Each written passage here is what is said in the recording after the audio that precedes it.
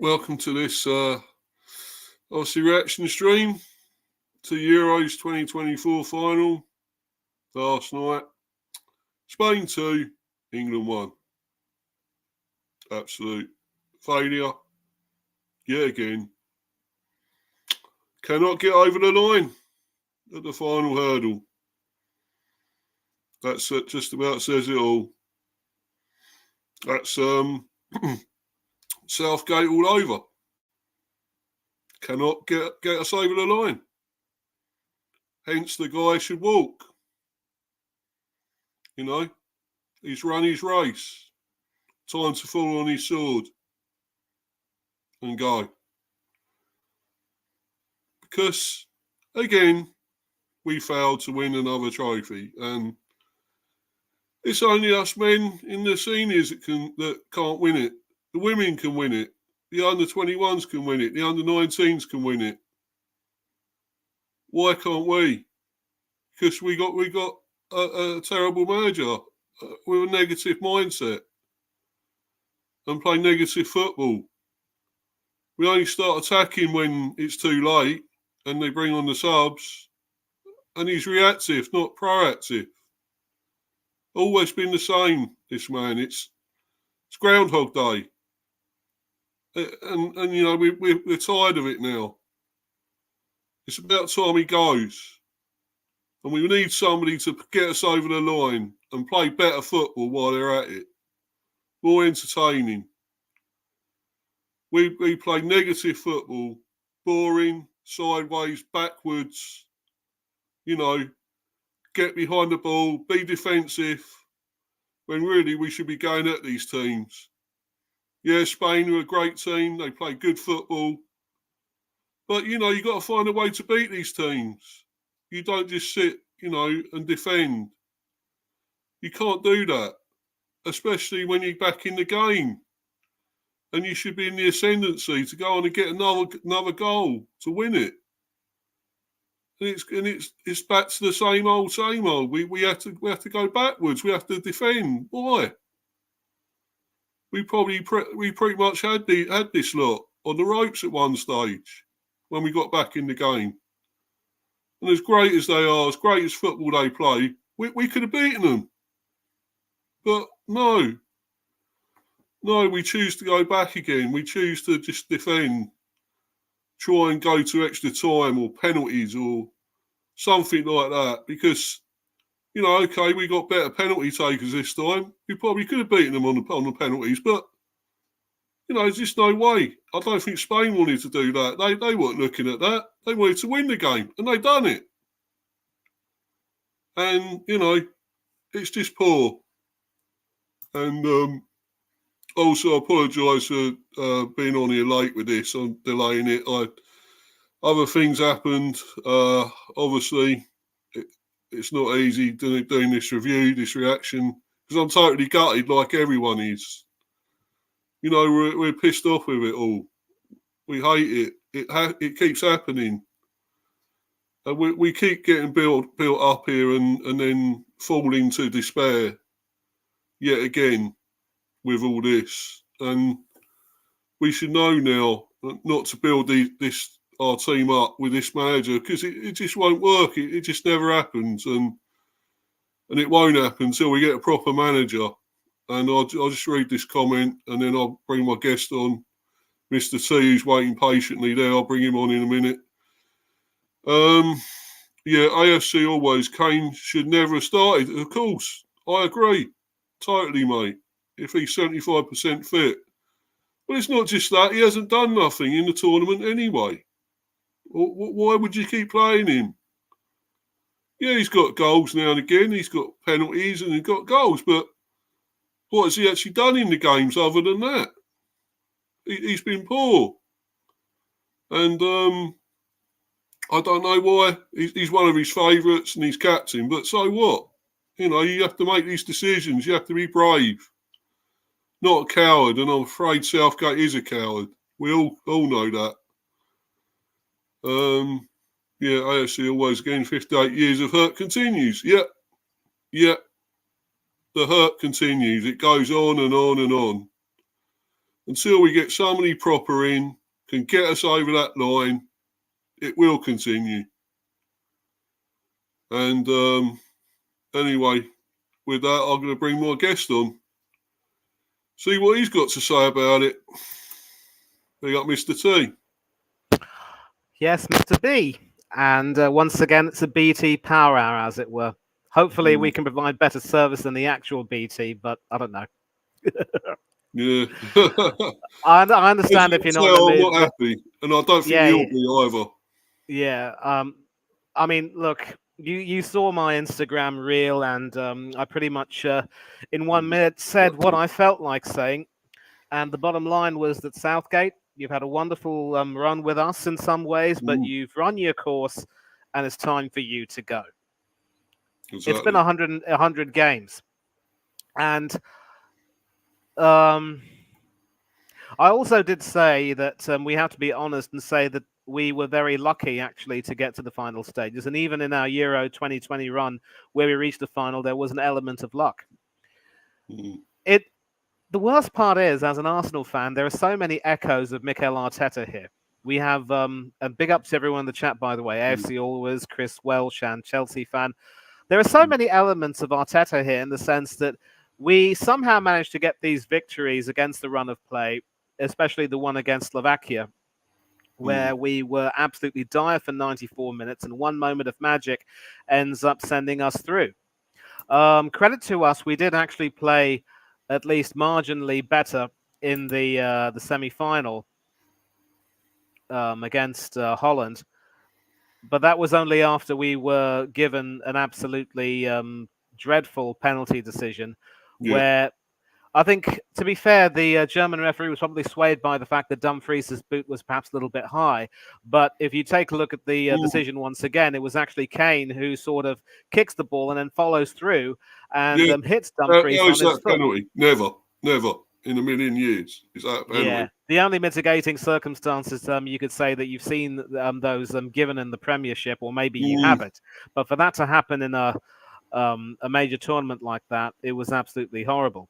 Spain weren't exactly, spotless either. That decision against in their favour given by Anthony Taylor was dreadful. And one saving grace of England reaching the final was that we wouldn't see any incompetent English officials adjudicating the game, for better or worse. But I love that comment which AFC Always has put in there. And AFC Always, Craig, let me just say welcome once again to the chat. And I really hope that your health is improving. England only winning 2 games, both of those games in extra time. You can't keep, somehow finding a way to win every single time after playing below average and have yourself say, you know what, it's the stuff of champions. We've shown the desire and we want to win. And even I've said, to be fair, to actually do that shows that we have the stamina. But I'm not a fool. I've seen things like this happen. And I also want to credit a good friend of mine, Darren Sullivan, who is a regular on Del Boy Gunner TV, who says that wins like this turn out to be fool's gold. It gives you a belief that you are better than you actually are, but in reality, you are nowhere near as good as you think you are. And at least with Spain, we saw them demolish a Croatia team that, quite frankly, ended up being on their last legs in the tournament. Will we see Luka Modric again? I don't know.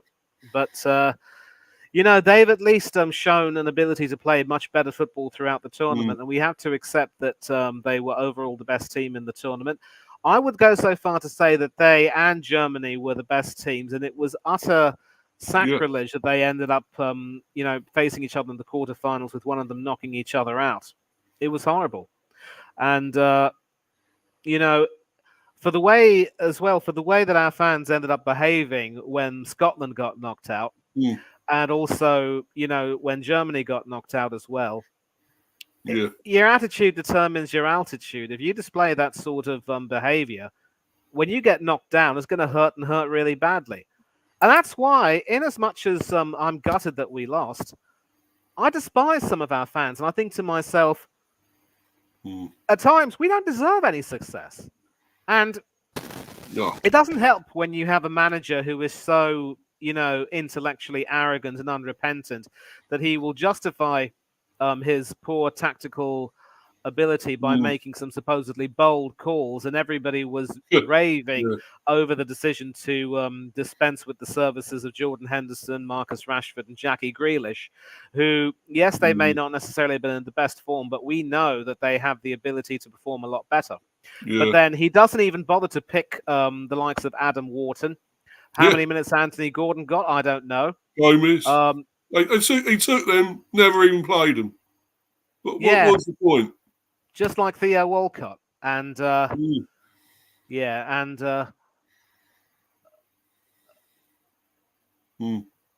thank you very much indeed for this comment. Steve, you can read that, please.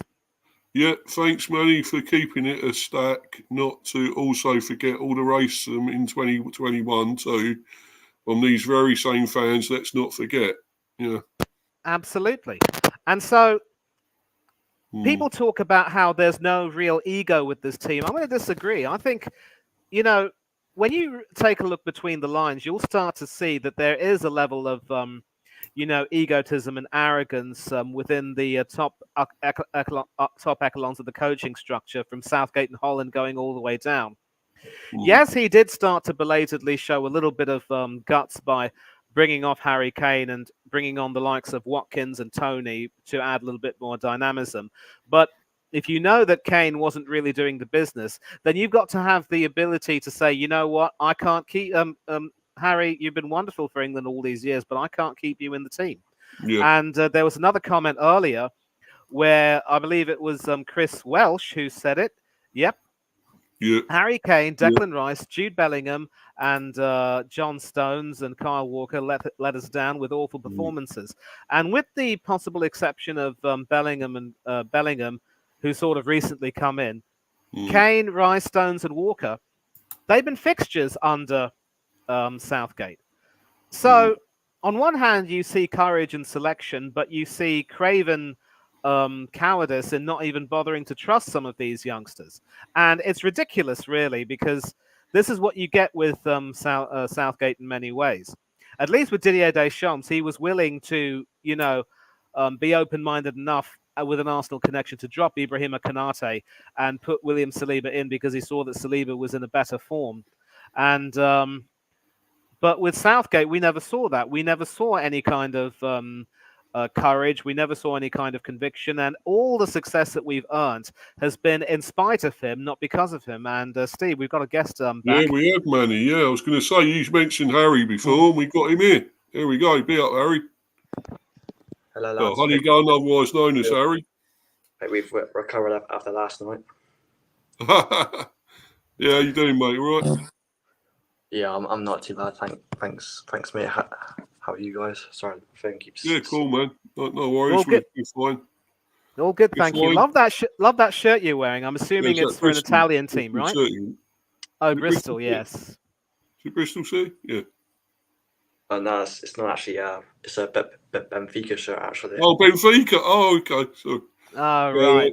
So I've got a mate of mine, Northside, who's got his own YouTube channel. He's also an Arsenal fan, but he supports Benfica on the side. So you might want to check him out every time he does a Benfica watch along, maybe.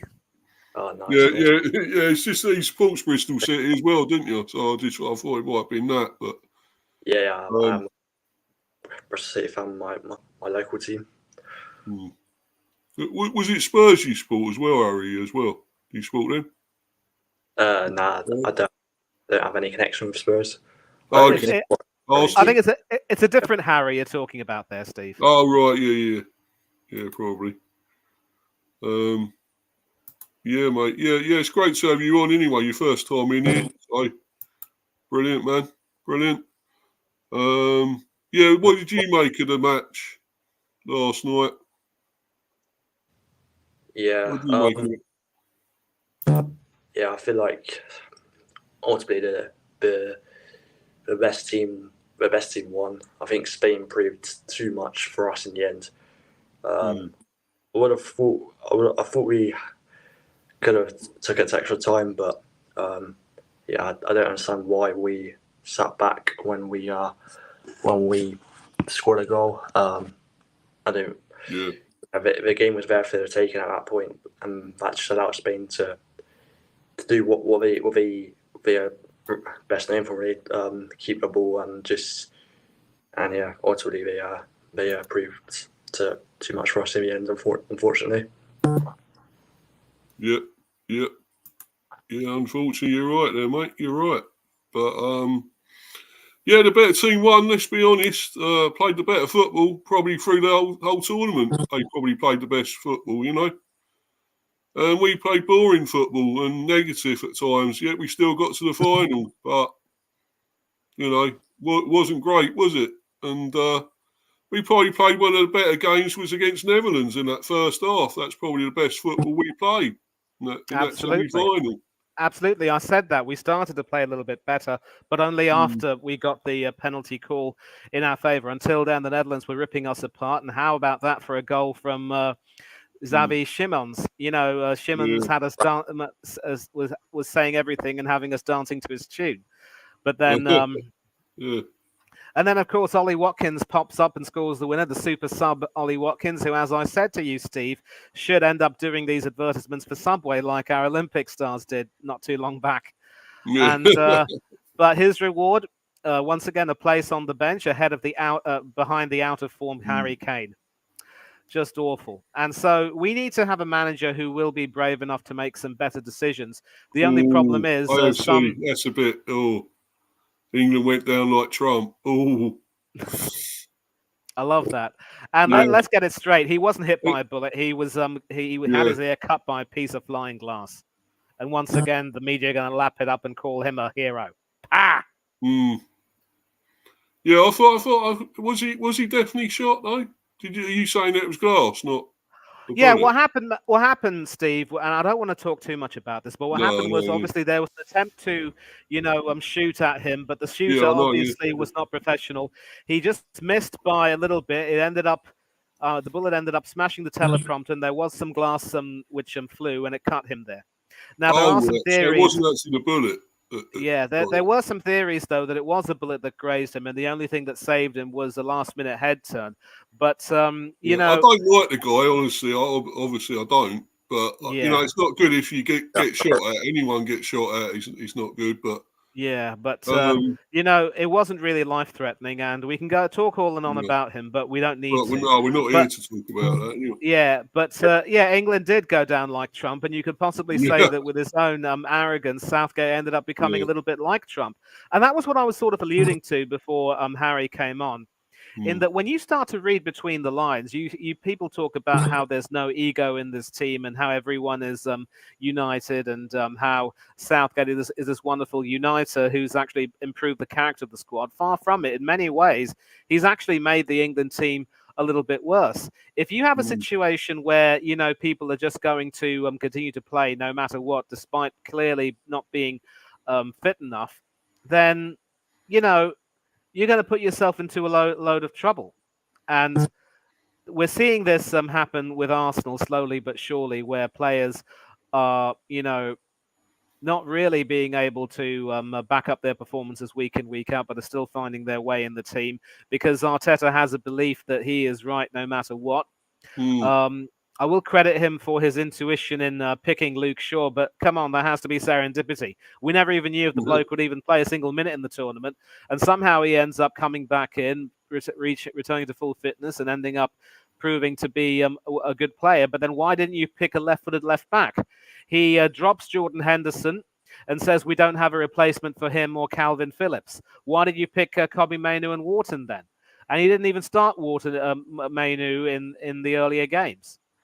So some of us, Steve, can actually read between the lines and say, you know what, he's really not as all that he's cracked up to be.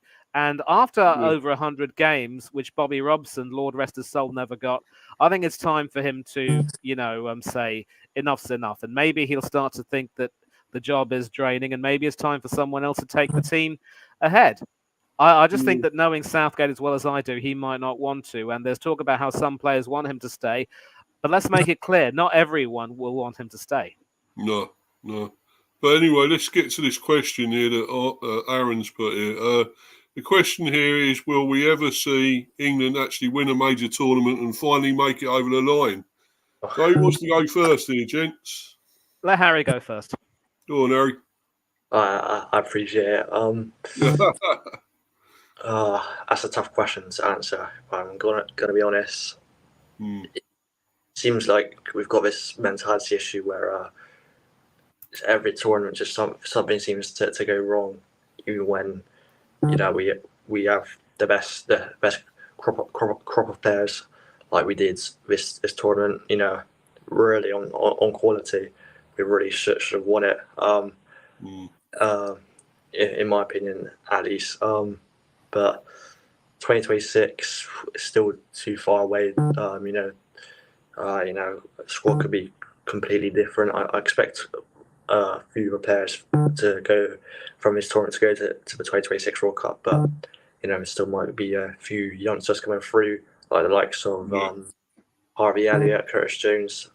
Probably will be knocking on the door for a place on that plane in 2026.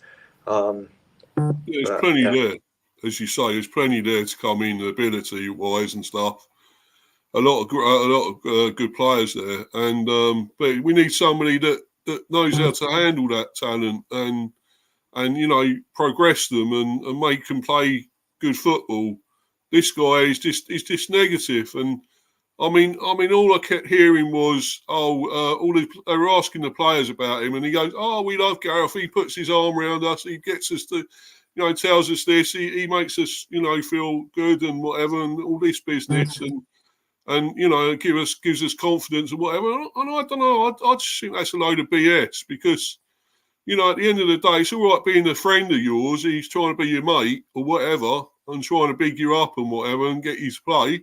But it's not getting you to win games. It's just being a mate and just being, being chummy, being a buddy. And at the end of the day, you want somebody who's going to make you try and win, be ruthless. And this guy, he's not. He's not your friend. He's your manager. And you should be winning it. And he is so negative, and he instills that in the team. And I mean, what do you, before you answer that question here that Aaron's put on here, Manny, what do you make of that, what I just said, about being a buddy rather than, making you be a better player?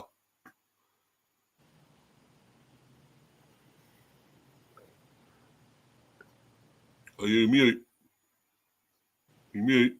You're mute there. Yeah. Okay, good. Yeah. I'm gonna say this right now. There are some times, obviously, when you need a manager to put an arm around your shoulder, but there are also times when managers have to give players a bit of a kick up the arse. And the best managers are able to, be friendly and approachable, but also keep some sort of a distance.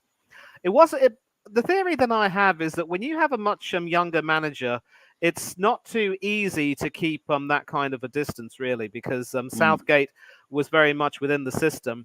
And that's why I sort of understand why people might be reluctant to see Lee Carsley coming into the job. There's a part of me that thinks that Carsley would be, that sort of Luis de la Fuente style manager who, knows how to work with the youngsters and will continue to promote more and more of the youngsters ahead of the older guard rather than sticking with some of the older guard. So maybe he could be the catalyst for change that we need. But I do understand that there are some people who will have a once bitten, twice shy attitude because Southgate also was promoted from within. They don't want to see, the same thing happen with Lee Carsley. But, you can't really be a buddy all the time. And it's one thing to sort of want to try to, ingratiate yourself with the players and be a little bit of a friend, but you also have to be able to remind people that as a manager, I've got to make some tough decisions. And, sometimes you've also got to be a little bit ruthless and say that some players just can't really make it. If you want to be ruthless in terms of your squad selection, you've also got to be ruthless in terms of your team selection match by match. And that's what Didier Deschamps was able to do. He led the team to a European final, the World Cup, a European quarterfinal, World Cup final, and now a European semi-final. So, yes, he may have only won one trophy within that time and reached a couple of finals, but at least there is a consistent record of success, and you can see that the players have responded. This time around, though, I think, the system was all wrong. Mbappe wasn't quite the same. He was ruthless enough to drop Mbappe when needed, but you might as well have not started him in the first place. And I suppose you can't really say that that's ruthless then. But such is the quality of Mbappe. But after that injury, I think he just wasn't quite the same. But with Deschamps, the players know that they can't mess around with him. And not even Marcus Thuram will expect any favours from him, given that his dad and Deschamps were old teammates from that magnificent French team from years gone by. So you can't allow yourself to be a buddy all the time. You've got to make sure that you keep some distance and make sure you know that that you're the manager. But at the same time, don't be completely strict. And so, I'm sure you and Harry will remember we employed that ill-fitting Italian Sergeant Major Fabio Capello, who was a big winner at AC Milan and Real Madrid. But it was a disaster from the get-go because the bloke couldn't speak a word of English from the start. And he wanted to sort of, use the sledgehammer approach a little bit all too early, making things extremely strict to the extent that Rio Ferdinand admitted that the boys had to go out on the secret, on the down low, as they would say, and get themselves some takeaway orders from McDonald's. I mean, first of all, go to a Subway, for heaven's sake. It's a lot healthier, at least in theory. Exactly. But still, the best managers are able to combine both approaches. And I think you and I have had this discussion, Steve. You can't be too close with your players and treat them like your mates, but at the same time, you shouldn't be too distant with them. And the best managers are able to, strike that balance almost immediately. A little bit like how Mick McCarthy was able to do with a little bit like Mick McCarthy was able to somewhat do with the Irish team. And people talk about how you have someone like an Alex Ferguson, but for all of his club exploits, when he managed the Scotland team at the 1986 World Cup after Jock Stein, Lord rest his soul, passed away in the run-up, Scotland didn't do well, and they didn't make it out of the group stage themselves. So it just goes to show that that's also a blot on Fergie's career, and he would have said, you know what, to heck with it. I prefer club management anyway. But you get the idea that sometimes, to become a successful manager, you need to also make sure that you have the ability to be a lot more consistent, and you have to evolve as a manager. And you can't expect the squad to evolve if you are not willing to show that evolution and have the squad evolve with you.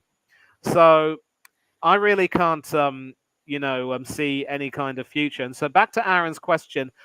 Yeah, I do think we will win eventually, because we saw the Lionesses make strides towards winning things under Hope Powell and Mark Sampson. It certainly won't be under this manager, will it? Yeah, but not under this one. But that's the thing. It won't be. It won't be, and we will need someone who will pretty much, be a bit of a change. And the Lionesses were able to hire a foreign coach who and made things happen. Maybe we should go back to hiring someone foreign, but at least with Serena Wiegman, you know that she's Dutch, and every Dutchman and Dutch woman will speak perfectly good English. So we need someone who can speak English, and that's why, Thomas Tuchel has been sounded out as a possible candidate for the England manager job. Yeah. I liked him before. I know you said that if he is tempted with the right offer, he could come back, but it's an addiction, management. Playing football, playing any sport is an addiction. You don't just lose that because you played it your whole career, Manny, and you want to keep playing, despite when you have to retire. People want to come back. You see the boxers; they keep coming back, don't they? Yeah, they come out of retirement. And that's the reason why, and I think Kenny Ken will agree with me, that I stopped taking any interest in boxing after Lennox Lewis's retirement, because most of the fighters we've seen have been absolute dross, including Del Boy. No, not that Del Boy, the other Del Boy, Derek Chisora, who keeps going up to be knocked down again and again like a whack-a-mole. And, with Graham Potter. No, wouldn't touch him with a barge pole. And AFC also says that there are so many similarities between Arteta and Southgate. I said that earlier, and you're absolutely spot on. I would have rated Tuchel back in the day, Yeah. but I think his stint with Bayern Munich has pretty much seen him go down a notch in my eyes.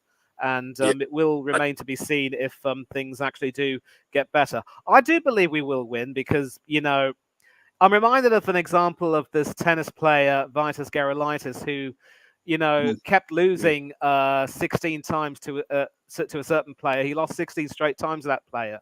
But once he finally beat him, he famously said, "Hey, nobody beats Vitas Gerulaitis 17 times in a row." And in the same way, I do believe that, the England men's team will not go for more than 60 years without winning something big. That is the hope. And yet, as the famous Irish poet Seamus Heaney said, or probably would say, the hope is that hope in history will rhyme. And yet, it's always the hope that kills you. And I'm sorry for talking a mile a minute. That's all right, mate. But no, look, Harry Kane actually achieved something in this tournament. He got a share of the golden boot. Oh, look at that. That's brilliant. Something to take away at least. Clap that. Even it wasn't his best tournament, I think it just goes to show like the lack of He's finished for England. Had in this tournament in all teams. Yeah, be up, Tony. Be up to you, mate. I'll see you in here, West Ham fan. Be up, Honey Gun too. Yeah. Be up, everyone. Appreciate everyone coming into the stream. Hope you're enjoying it so far. Yeah, but this guy, I think he's finished for England, Kane. I really do. He gave me no confidence whatsoever in this tournament that he was going to do a lot and do anything much. And okay, yeah, he's got goals. 3 goals or something? Was a couple of them penalties, weren't they? Or one was a penalty. Yep. And the other 2 was like a little tap-in from close range or something, a little side foot. And what was the other header from Tony headed it onto him and he headed it in. So, yeah, I don't think he's been anything incredible at all. If anything, he looked so slow and standing on the spot and just treading water as far as I'm concerned. And either he's not fit or he's just, I don't know, he just ain't any good. He's just finished. The injuries are taking its toll or what? But, he don't look that great to me. And I wouldn't have played him. I would have put Watkins in instead for the start. Watkins too. Because you've seen it, Watkins took that one chance against Netherlands. So I think maybe if we had Watkins on for longer per game, he would have took at least one chance and, could have ended up a different story and we could have been celebrating and winning a bit of the Euros today. But football is sorry, Harry. I think the thing is, right, I would have been really peed off with that. If I had come on and scored a goal, won the game for you, and then be put back on the bench, I'd be totally gutted and pissed off about that. And that's what happened. He got put back on the bench to play this fraud and useless twat instead. Kane. And he's captain. Why is he captain? What is about him? Why is he leading? What is he doing on the pitch to lead anyone and do anything? Because he speaks out and says all this stuff and good stuff. But you're not doing it on the pitch. You want a leader on the pitch to do something. And I would have put, I don't know, probably anyone else, Rice even, as captain or something. Somebody to lead them. And get even Bellingham maybe, because what he's been doing on the pitch, because Kane's done nothing, and you got to be ruthless, and you got to get these players off and somebody else on, and I'm going on a bit of a rant. I apologise, guys, but I'm just so pissed off with it because you got a proper striker there in Watkins that was, running off the shoulder of the defenders and that, the back line, and and he's not doing anything. Kane's static. Watkins moves about, gets about. You could see there was a difference as soon as Watkins came on. There was a big difference there. He's making the defenders run back with him, and making them do something, making them worry. And they weren't worried with Kane there. He wasn't a threat at all. So I apologise, Harry, mate. What was you saying? You carry on what you're saying there, mate. Sorry. Nah, it's fine. All that I was going to say is, Kane, is this the last we're going to see of him? You know, maybe I think his prime is definitely past him now. I don't see him as a captain. If it was me, I'd personally maybe have Pickford as a captain. He always seems like a leader on the pitch. Could have done. Great commander in the box, and I would definitely have anyone really other than King, because King, he didn't have his best tournament, did he? But I would have given it to Pickford the captaincy if it was me personally. Yeah. Well, you got somebody, and he does shout and give orders around at the back there, Pickford. So you know he's very vocal. You always. I always thought a defender as well. One of the defenders like you have with Arsenal, you remember with Tony Adams and people like that who were captain, very vocal, and in midfield like Vieira and people like that, that can, that show it on the pitch, give it all, leave it all out there on the pitch, And Harry didn't do that. He wasn't. He was poor, and no wonder he got taken off. But he shouldn't have even been playing in the first place, especially if he is injured. Why? Why go with the same old that ain't working? You could have started with Watkins, even with Tony or something as well. He put him on the last 2 or 3 minutes. That's a piss take again, as far as I'm concerned. He was so reactive yet again with his subs, as soon as we go 1-0 down, he puts them on, throws them on, to do something. No. He's poor.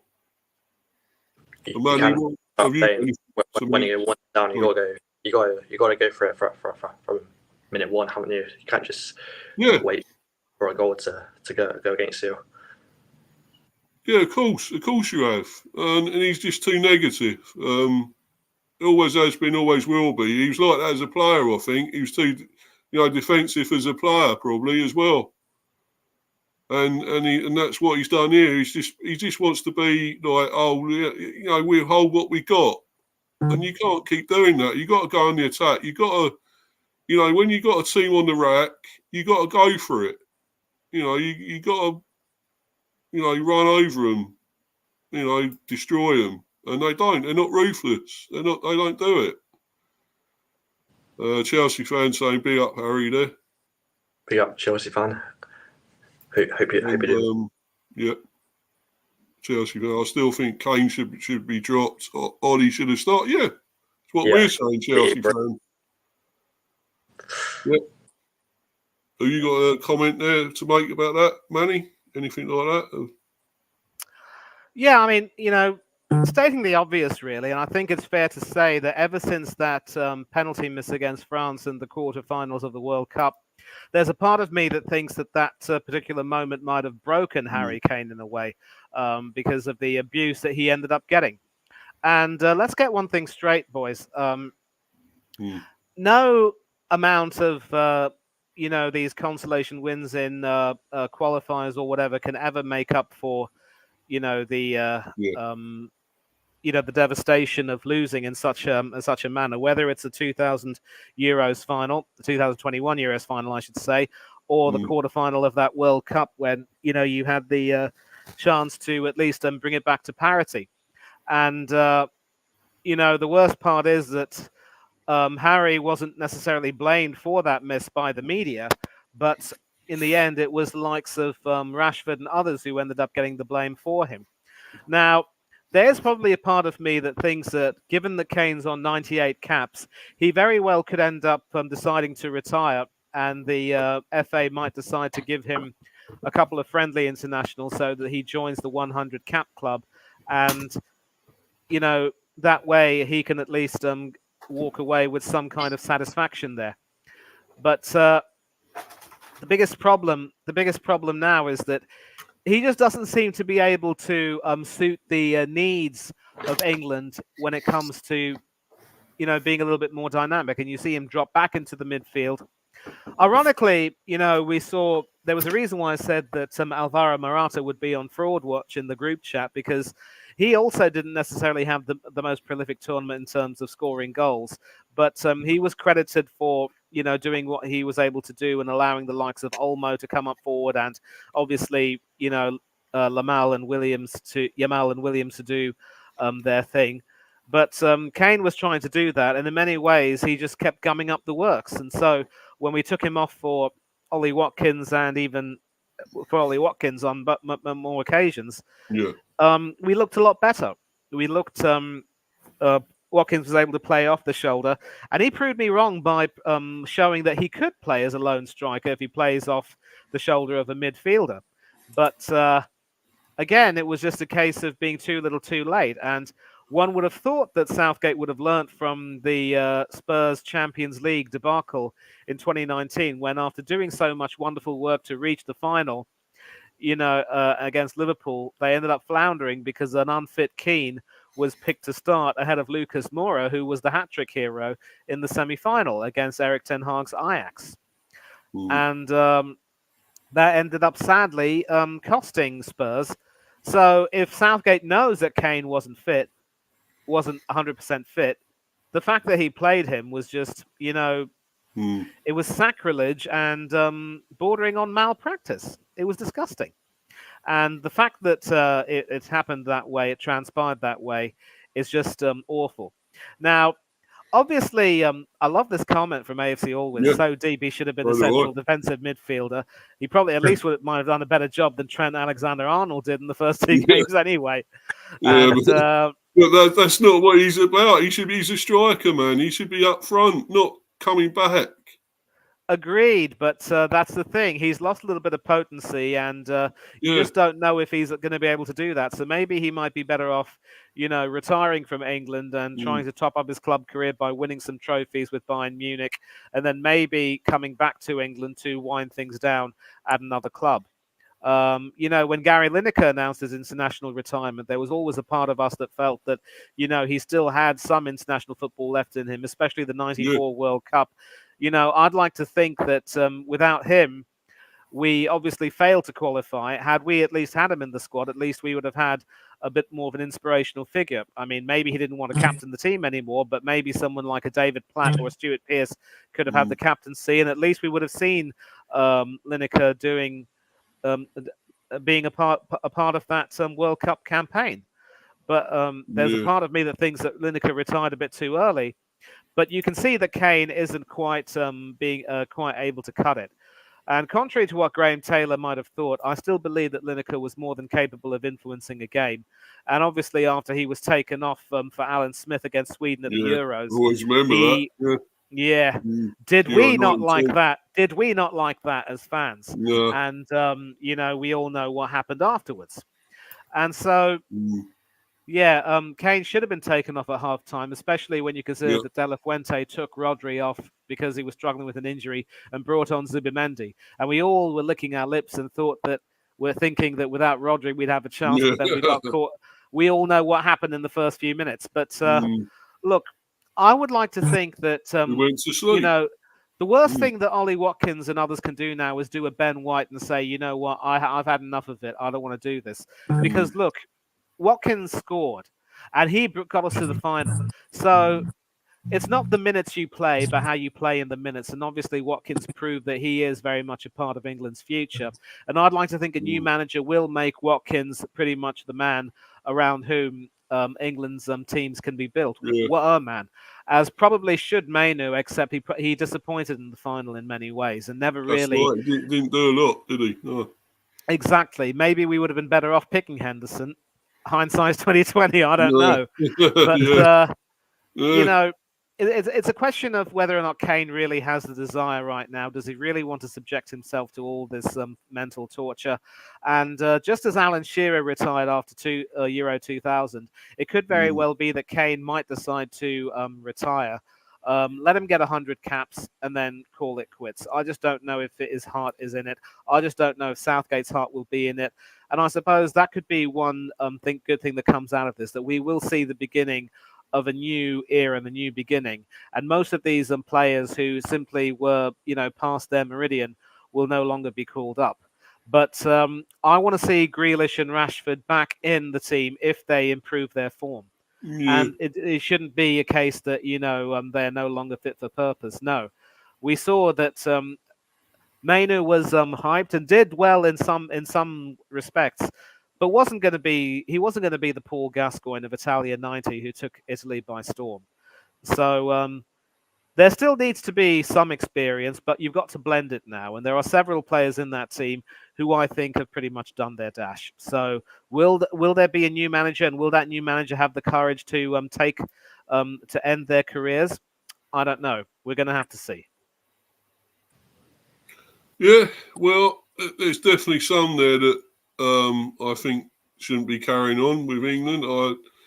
As I say, I think Kane's one. I'm sorry, I don't care even if he was unfit or whatever injured. I don't think he's still good enough. I would have somebody more mobile. Obviously, Watkins for me, definitely. He proved that with that goal in that semi. What a goal that was. And he proved, with somebody up front that's mobile that can run off the defenders and get them going back that way. The defenders, and he done that. And you see when Palmer put him through with that great ball, and he took it, he shielded it on, he took it past him, and then he put it across the goalie. This is what you got to do into the far side, But I don't know. I mean, they got to move on. I think they got to move on.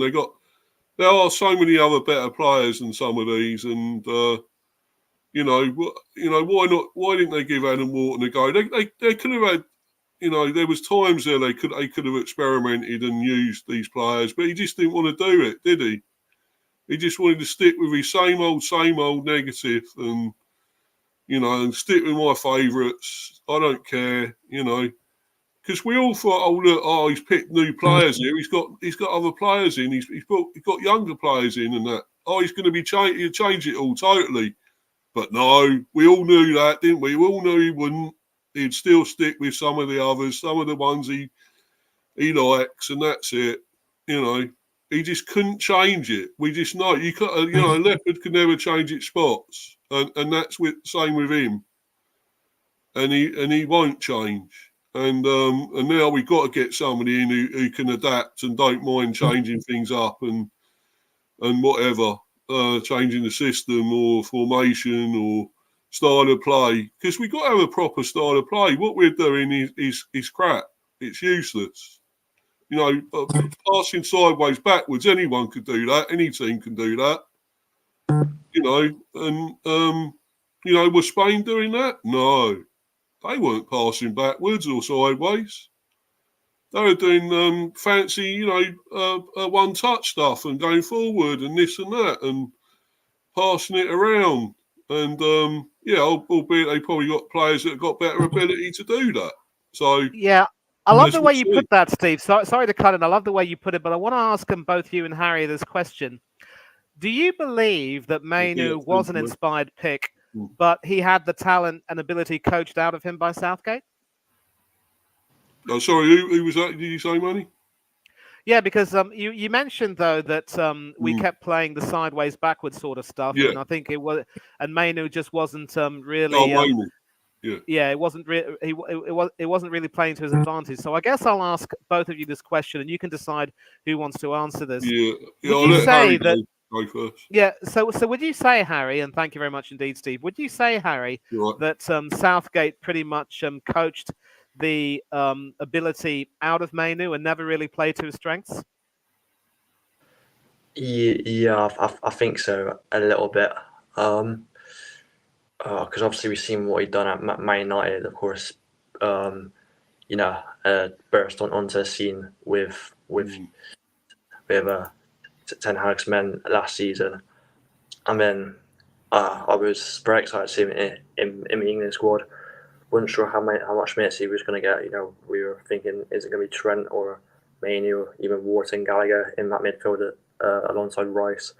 But I think one thing I did like about Mainoo is the fact, the fact he was always determined to win the ball back. He always looked a very bright player out on the pitch, and for his age as well.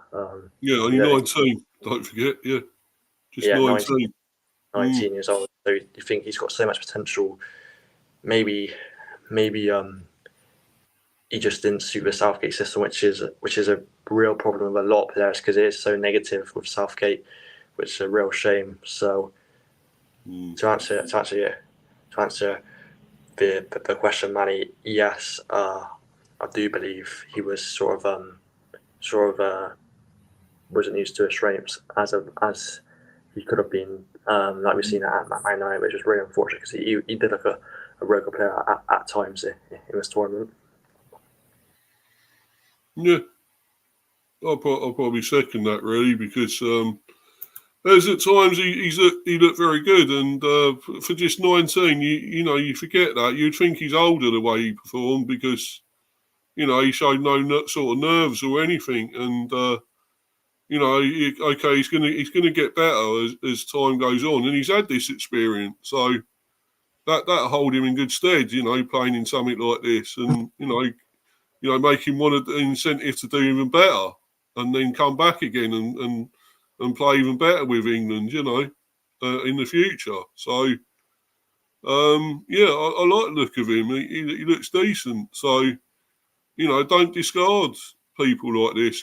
Keep them going. And, we need the talented players. And I'm sure I think he will be one. I think he'll be even better and for all of this. And, but as I say, I still think they could have played some of the others. They could have played this Wharton. He kept saying, "Well, why is he taking him?" And apparently he was good at passing it, as we could see at Palace. He had a good through ball and good passing and distribution of the ball. So why wasn't he getting? Okay, it's a higher level, international level. He's higher than the club level, and you've got to do it. It's harder. You don't always get much chance on the ball. You don't get as many touches as in club football. But, you don't know until you play people like that. You don't know. So, Central Man there says, big up Central Man. Central. See you in here, mate. The Spanish tiki-taka style was inspired by the Dutch total football style. Yeah, the English game is side to side, back, part the bus. Yeah, exactly. Totally agree. Can see Southgate working behind the scenes at the FA. Well, yeah, anything other than manager be great. Yeah. Because he can't be manager anymore. That's it. He's had his day. He's run his race, and he's got to fall on his sword as far as I'm concerned and go. So, but yeah, I mean, obviously we will. That's another thing we're going to discuss. Who else would get the job if he does go, or when he does walk away or gets fired? I don't think he will get the axe. I don't think they want to axe him. I get the feeling they want to keep him on, and I don't know why, but. If I was in charge there, I wouldn't. I'd have had him out ages ago, years ago now. So, but there you go. But yeah, since there is the discussion, and I think Lee Carsley has been brought up a lot. His name, obviously under 21 manager and all that. Won well with them, won trophies. Will the problem be? Would he be another yes man, or do you think he could have the ruthless streak to drop players and play different others, not his favourites, not like Southgate goes for?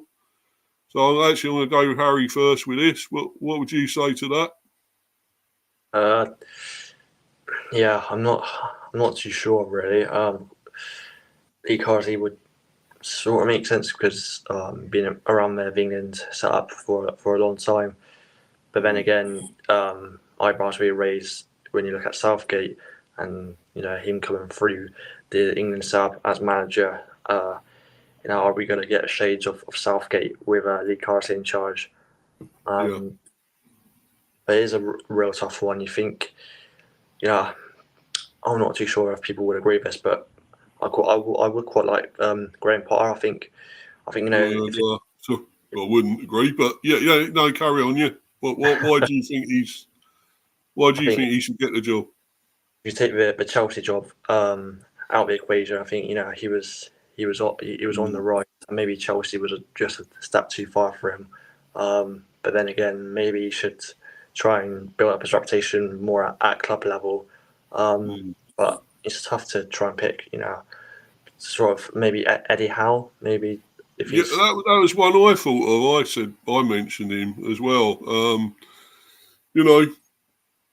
But I don't think he's going to leave Newcastle somehow. Well, not yet, anyway. So I can't see that happening. But I mean, going to you, Manny, you mentioned you wouldn't mind Lee Carsley. I mean, no, you said that before. So would you stick with that? That you'd give him a go, Lee Carsley? Yeah, I did mention. Thankfully I'm not on mute. I did mention that obviously people are going to have this sort of once bitten, twice shy sort of attitude towards Carsley, because they think that obviously with Southgate having been brought up from within, having managed the under-21s, he's sort of come into the team. But there is a part of me that hopes and prays that Carsley will be a little bit, a lot more of a stronger character, because a new manager will obviously want to come in and try and stamp his mark a little bit by telling a few players that their services will no longer be required. And it's one thing to want to try to pick younger players, but if you don't have the confidence to play them, there's not going to be worth it.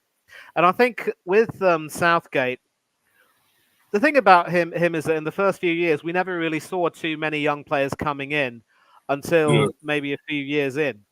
And now we do have some youngsters having been brought in near the end of his reign, and Carsley will have worked with several of them, I'd like to think. So obviously he will want to try and do that. And, you even have someone like De La Fuente, who took over the job from Luis Enrique, and also made the decision to pretty much lay down the law with Sergio Ramos and told him that his services were no longer required and there's no way that you will be considered anymore. And it was about building a team around, slightly more experienced and much younger players. And you see that the rewards have been reaped because he's worked with some of those younger players before. So I'd like to think that Carsley will be a little bit, of stronger stuff. But I also understand that there will be, some, I wouldn't say trauma, but as I said, once bitten, twice shy. So for me, I would like Lee Carsley, and the reason why I wouldn't want to consider Graham Potter is because I just think that the Chelsea stint has sort of damaged his reputation very badly, because he wasn't able to. It wasn't just that he wasn't able to manage the egos in the squad; he couldn't really get the team working together.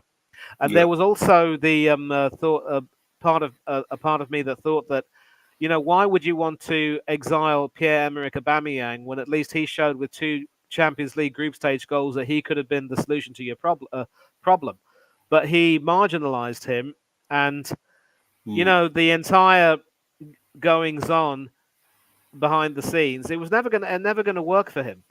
And had he stayed at Brighton, I'd like to think that he would have continued to build his reputation, sort of the way Eddie Howe was able to do at Bournemouth before joining Newcastle, and he would have earned a little bit more respect that way.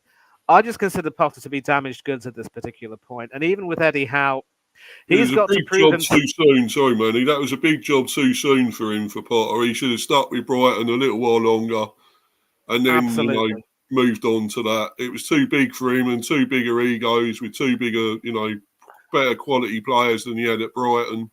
Step up and, manage their egos as well. And but anyway, sorry, carry on, mate. Sorry. Yeah. So he is in many ways damaged goods, and even with Eddie Howe, he's proven himself in many ways. Proved himself at Bournemouth, and he's done reasonably well at Newcastle. But I want to see him actually try and win something with Newcastle under that management, and then maybe we can consider him, because it's one thing to say, having this sort of reasonable success at club level will qualify you for the manager. But when we hired Bobby Robson as manager, he obviously made his name at Ipswich by winning European silverware with the Tractor Boys, which was, absolutely magnificent. Brian Clough probably would have been the best manager that we could have had. Oh, yeah. He ended up becoming the best one that we never had. You can never forget his advertisements for shredded wheat, can you, Steve? Yeah. No, I want to get.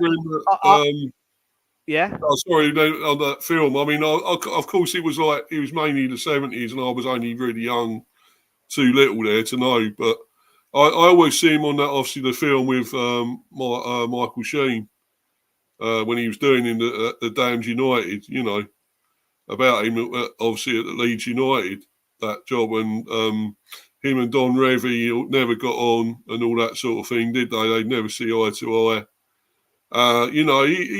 He was his own man. He was a strange guy. He was eccentric, but he had great ideas, and he knew what he wanted. He knew what he wanted to do, and he was single-minded. He was never going to be a yes man. We know that. So that was a strike against him for a start. If he's not a yes man, and but of course, as you say, he should have had that job. He would have busted a few heads there. He wouldn't have hung about. He would have come forward and said what he thought, and he always did.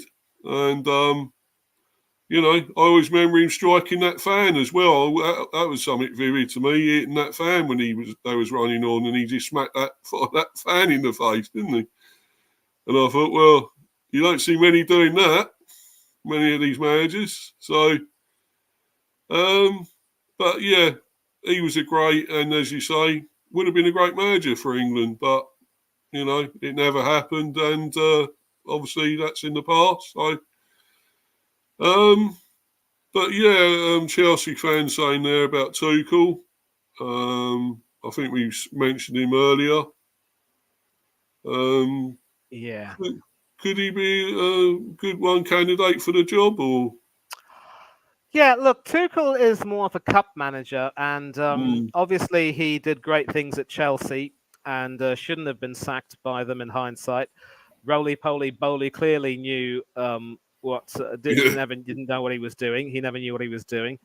But I just think the second season with him at Bayern Munich really, made me lose a bit of respect for him. Yes, that Bayer Leverkusen team was absolutely dominant, but some of the there were some games that Munich played where they looked absolutely dire at times. He just couldn't get things together. Great run to the UCL semi-finals. Very unlucky not to have qualified for the final, but hard luck stories don't cut it. And if he's interested in the job, he wouldn't necessarily be a bad idea. But he's going to have to, really start to put forward his ideas almost immediately and make sure that he gets some of the players on his side. But he will have to also start being a little bit ruthless, and I don't know necessarily if he can do that. We need someone who can, really start getting a relationship with them. And I just think that Jurgen Klopp really, it would be a rather stupid move of him, and maybe he feels that, to suddenly take up a job after saying, you know what, I need to take a rest and recharge my batteries. And when not enough time has passed, you don't say that, and then when not enough time has passed, say, actually, you know what, I'd like to take up a new job. I mean, he left at the end of the previous of the season gone by. Yeah. And so if he takes a job within 2 or 3 months, people are going to ask all sorts of questions. They're going to say, do you have no integrity or any kind of shame? I'm sorry, but for some people, that reputation thing will be a little bit more important. I think Klopp, as a gentleman, will honor his word and say, you know what, let me at least take a year out from the game, and then I can try and look for some other jobs. And maybe a return to home comforts wouldn't be the worst thing for him. And AFC always they're saying, if Julian Nagelsmann goes on to flunk with Germany, even worse than Hansi Flick did, then maybe Jurgen Klopp could end up, becoming the next Germany manager. And that wouldn't be a bad shout for him, because he proved himself in Germany with Dortmund before coming to Liverpool. I think that wouldn't be a bad idea. But back to the England job, I'd like to see Carsley, but if he's a no-go, then maybe someone like a Tuchel. I just can't think of anyone who really would be, off the top of my head, the type of manager that we need. Someone who can be strict, but not a sergeant major, someone who can be, approachable but not be too matey like with the players. I just don't know if we actually have that sort of person who can really do that as of yet. If we had someone, I'd say snap him up. Yeah, I'd agree. Definitely. Yep. Yeah, you got anything to add to that, Harry? Yeah. I haven't seen too much of Lee Carsley, in all honesty. So I think I sort of remember him first time with Birmingham. He was sort of part of the assisting or coaching staff a couple of years back, and then correct me if I'm wrong. Was he the under-21s manager last year when they won it? Yeah, they won it. Yeah, he was under 21s manager. Yeah, they won it, and yeah. I remember him as a player as well a few years back. I'm just trying to remember exactly where he played. Was it Everton? I think he played for Everton. Did he? Yes, he was at Everton and also a Republic of Ireland international. And his eldest son, Callum, who I happen to know personally, grew up a Liverpool fan and a fan of England. So you can see that there'd be some divided loyalties in that household. Yeah. Also, as a player, he was at Derby County and Blackburn Rovers, and obviously spent a long time at Everton. Had a couple of spells at Coventry City where he ended up becoming a caretaker manager, and also oversaw the youth development at Coventry City where his son Callum and Callum's mate Luke Bromley and also another mate Jake Richards were part of that. And I know all three personally. Very nice blokes indeed. Part of the 2002 World Cup squad with Ireland. And of course, you should know this, Mr. B. Maybe you have some memories of him. He was also with the Bees as part of the development squad, also as interim head coach. Yeah, I do remember him there. I do remember him, Manny. Yeah. Yeah, it was a fair while ago. I think it might have been with Warburton, I think, when he was there as well. But I do remember him. Yeah, definitely. In fact, just for you, Mr. B, with your permission, I'm going to share this part of Carsley's Wikipedia profile, which will provide you details of Lee's time with the Bees. So back when Lee was a Bee, he was appointed development squad manager at Brentford in mid-October 2014, replacing John D'Souza. And this move, of course, saw Carsley reuniting with his former Everton teammate David Weir, who was the then first team manager back when you lot were playing at Griffin Park. And he managed the development squad from a third from bottom finish in the Development League 2 South during that season. But on the 28th of September 2015, Carsley was promoted to the head coach. Yeah, remember it. David Weir. But on the 28th of September 2015, Carsley was promoted to head coach of the first team. Can you see this, by the way? Yep, you can. So he was promoted to head coach of the first team following the departure of Marinus Dijkhuizen. I've got the Dutch over there. With his former Derby County and Coventry City teammate Paul Williams promoted from logistics manager to assistant head coach. And he accepted a deal until the end of the 2016 season, same season. He had lost his first two matches in charge, but then oversaw an upturn in form after being afforded time to work with the squad during his national break. He then went on to win the October Manager of the Month award in the Championship, leading the Bees to 4 wins from 5 matches. Yeah, Dean Smith. Dean Smith, of course, who had coached Aston Villa and Leicester City. Norwich, of course. He went on. Carsley's tenure ended with a 1-1 draw away to Bolton Wanderers, but he remained at Griffin Park to assist Smith's integration into the club, and then departed on the 10th of December without being able to see out the season. So slow start with the Bees, but improved. What did you think of that, Steve? Well, yeah, I do remember him fairly well there. He wasn't there a really long time, but I thought he'd done some good things with us. I really do. Obviously, a development squad, and so I thought he was really good, and you could see how he went on to do well with the under-21s as manager there. You can see he's obviously got something, because sometimes, generally, these players don't go on to be good managers. not all these great players, go on to be great managers, as we know. Okay, I don't think he was an outstanding player. He was good. He's a very good player, but he wasn't a fantastic player. But it just proves that they've obviously got some sort of ability to do this, and he's obviously got it. He's obviously got that, and if he can do that with the under 21s, surely he can do it with the full team as well. He could. And he knows most of the players as well. He knows he brought a lot of these players through at young age, the Cole Palmers and all that. He brought them all through, Yep. So absolutely, anyone that knows these players, it should be him. And exactly. how to deal with them. Yeah, and of course, as mentioned here, his eldest son Callum was a footballer. He played for 2 seasons, technically 1.5 years with the Florida Southern College Moccasins, where I met him, but then moved to New York to play for the Manhattan College Jaspers in Division 1. Also part of the Solihull Down syndrome support group. And their second son, Connor, obviously has the condition. So wonderful stuff from him. I'm not going to mention the name of his secondary school. I think that might be negatively construed. I do apologize for that.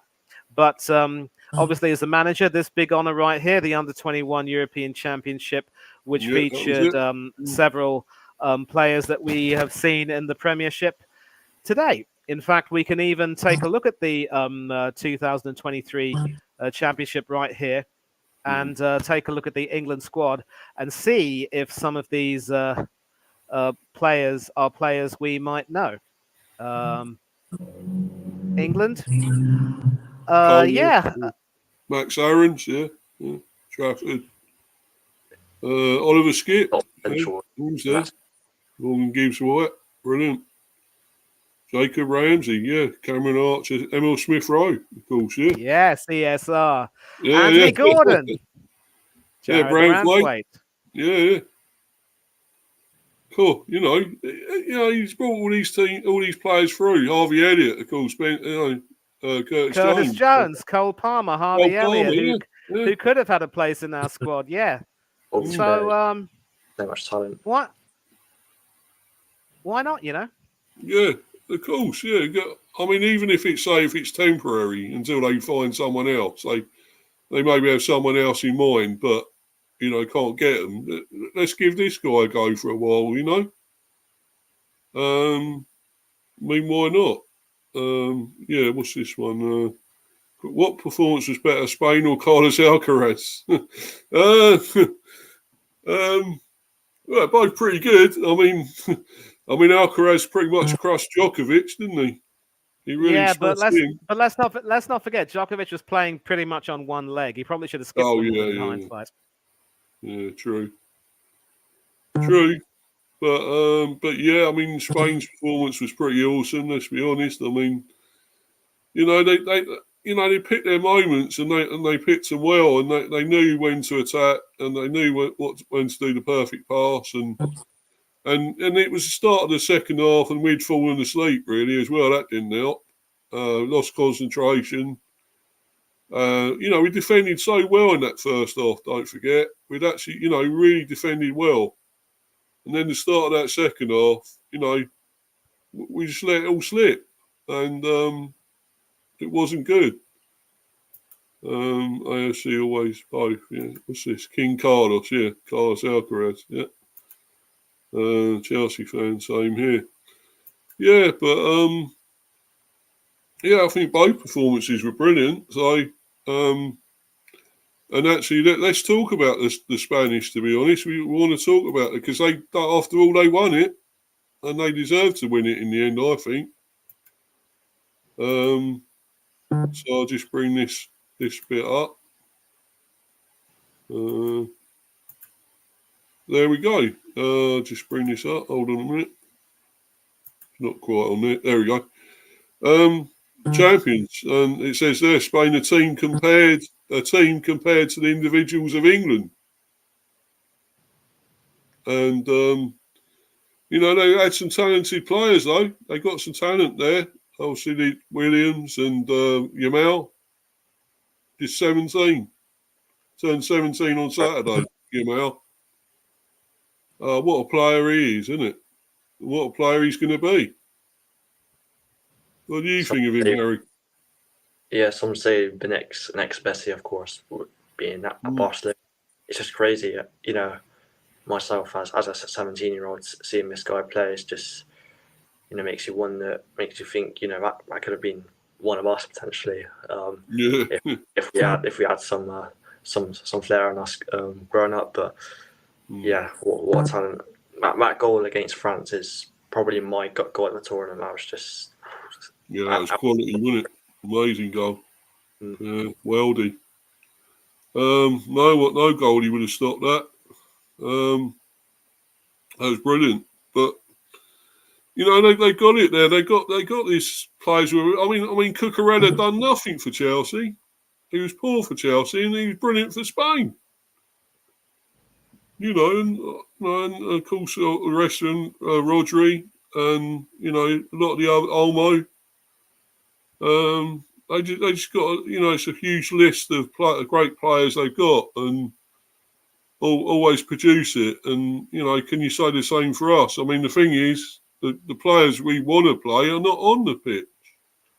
Not all of them anyway. And I don't think Saka done that much in that game, you know. I don't think he was that great in the final. You know, maybe you could have put Bowen on for him or something like that. You know, light for light sort of thing. You know, right winger. So, but there you go. But as we're talking about Spain, I just want to, you know, obviously highlight some of their players and. As Michael Richards says here, what's great about this Spain team, they know their roles and how to fit in. With England at times, we're sort of just getting our best players on the pitch. This Spanish side just managed to find a way and pick the players who are going to impact in this system. Yeah, we want an English player to come on and change it. That speaks a lot for the two teams. Yeah. And De La Fuente. De La Fuente. De La Fuente deserves much credit. He does. He's 63-year-old and he won obviously under 19s, under 23s and under 21s and under 23s. So it just shows what he's got. And I mean the thing is with Southgate, he never won it with the under 21s or anything, has he? So this guy's done it all. And partially has won something at least. So maybe that's why people want to see him come in, which is I wouldn't mind actually looking at his career. Wouldn't mind Lee Carsley coming in. Yeah. But yeah, I think this guy as well was amazing. You know, just shows he got the experience. 63, he's got the experience, and he's been there, seen it, done it with all the others as well, under 21s, under 23. So, so if Lee Carsley is the same, he's done it with the under 21. So get him in. You know, what are you waiting for? You know, get rid. I mean, okay, I don't know if they want to. I think they want to see if Southgate just wants to, walk away. Maybe they don't want to sack him. They just want to see him if he just walks. Maybe, but I would say just get rid of him now, and let's get this guy in. Let's change it all. Let's get a new team sorted already. A new style of play. You know, why wait? You know, you can't wait. You know, let's build for the next one, because that's what 2026, isn't it? The next one, the World Cup. Mm-hmm. So, yeah, big one.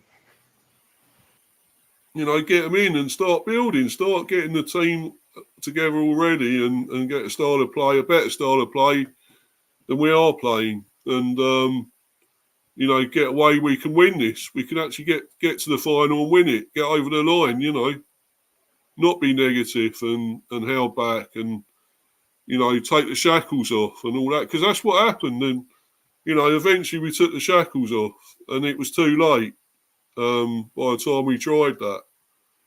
The attacking, 2-1 down, and it was too late. Where was it to start with? You got to do it from the start.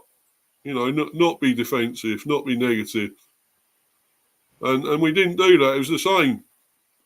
Always the same with Southgate. So, and obviously we're going to go in a little while, but I'm going to do this little quiz thing here. There's a little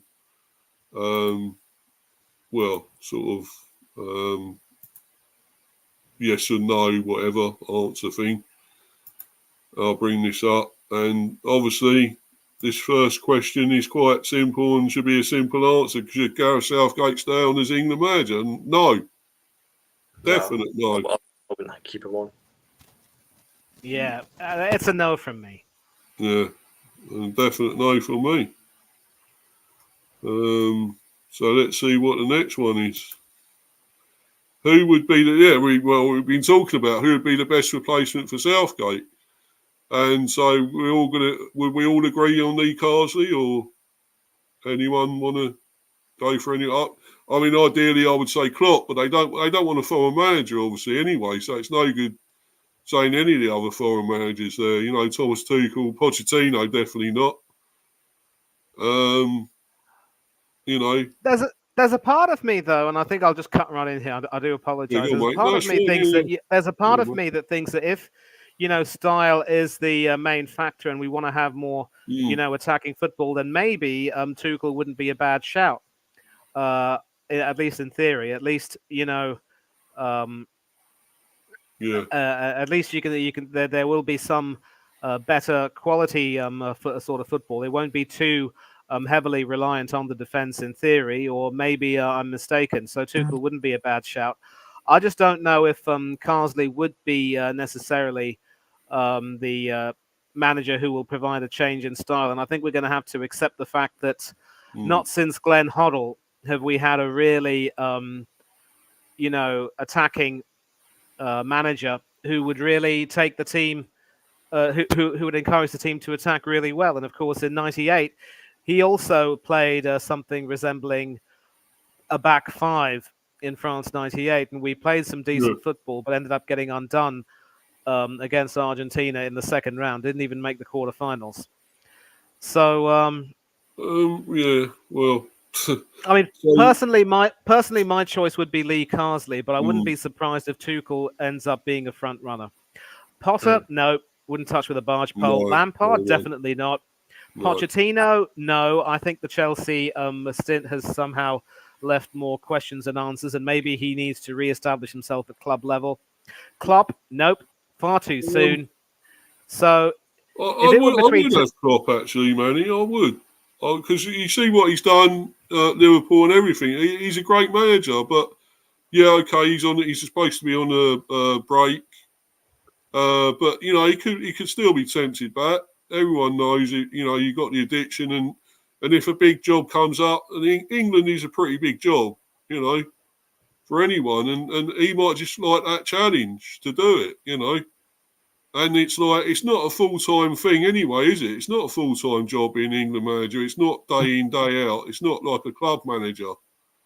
So he would be able to rest. He'd be able to, it's not full on every day.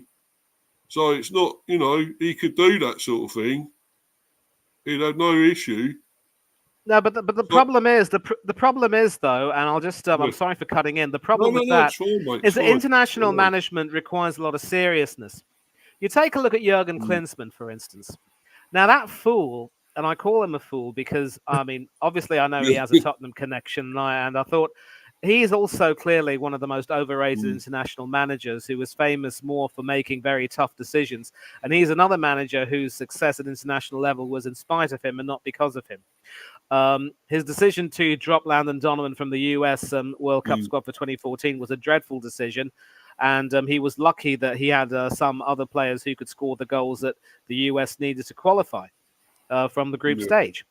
And for Germany as well, that decision to drop Oliver Kahn for Jens Lehmann Some people will take a look at Lehmann's performances and say it was a success. I don't believe so. I just don't think that Lehmann had the personality that Kahn had, and Kahn proved in the third and fourth place playoff that he was everything that Lehmann would never have been.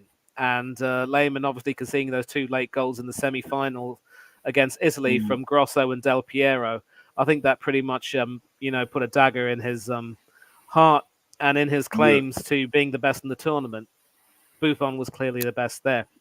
But when Klinsmann was managing South Korea, this bloke, who is now living in Los Angeles with his American wife and children, made it crystal clear that he wanted to be living in America for the most part and only catching up with his South Korean players every now and then whenever there was an assignment.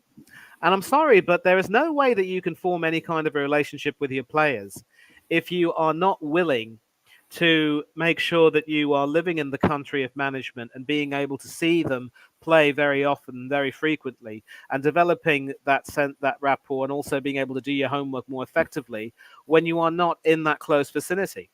So let's not assume that being an England manager means that you can take your time off. You've literally got to live in England. You've got to make sure that you are very much in tune with everything going on. It will be more demanding than than that for which people will give it some sort of credit.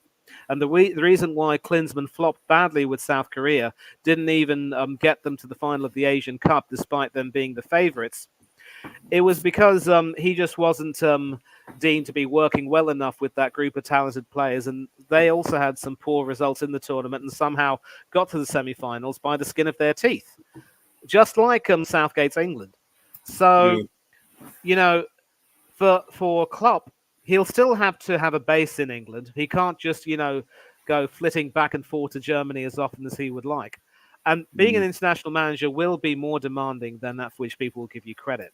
So to take an international job so soon after announcing that he's on a sabbatical, I'm sorry, that just wouldn't be right for me.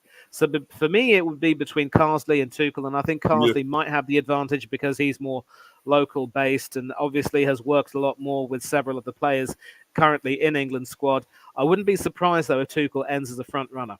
So, Harry, you can be the tiebreaker here. Yeah. You got a deciding vote, mate.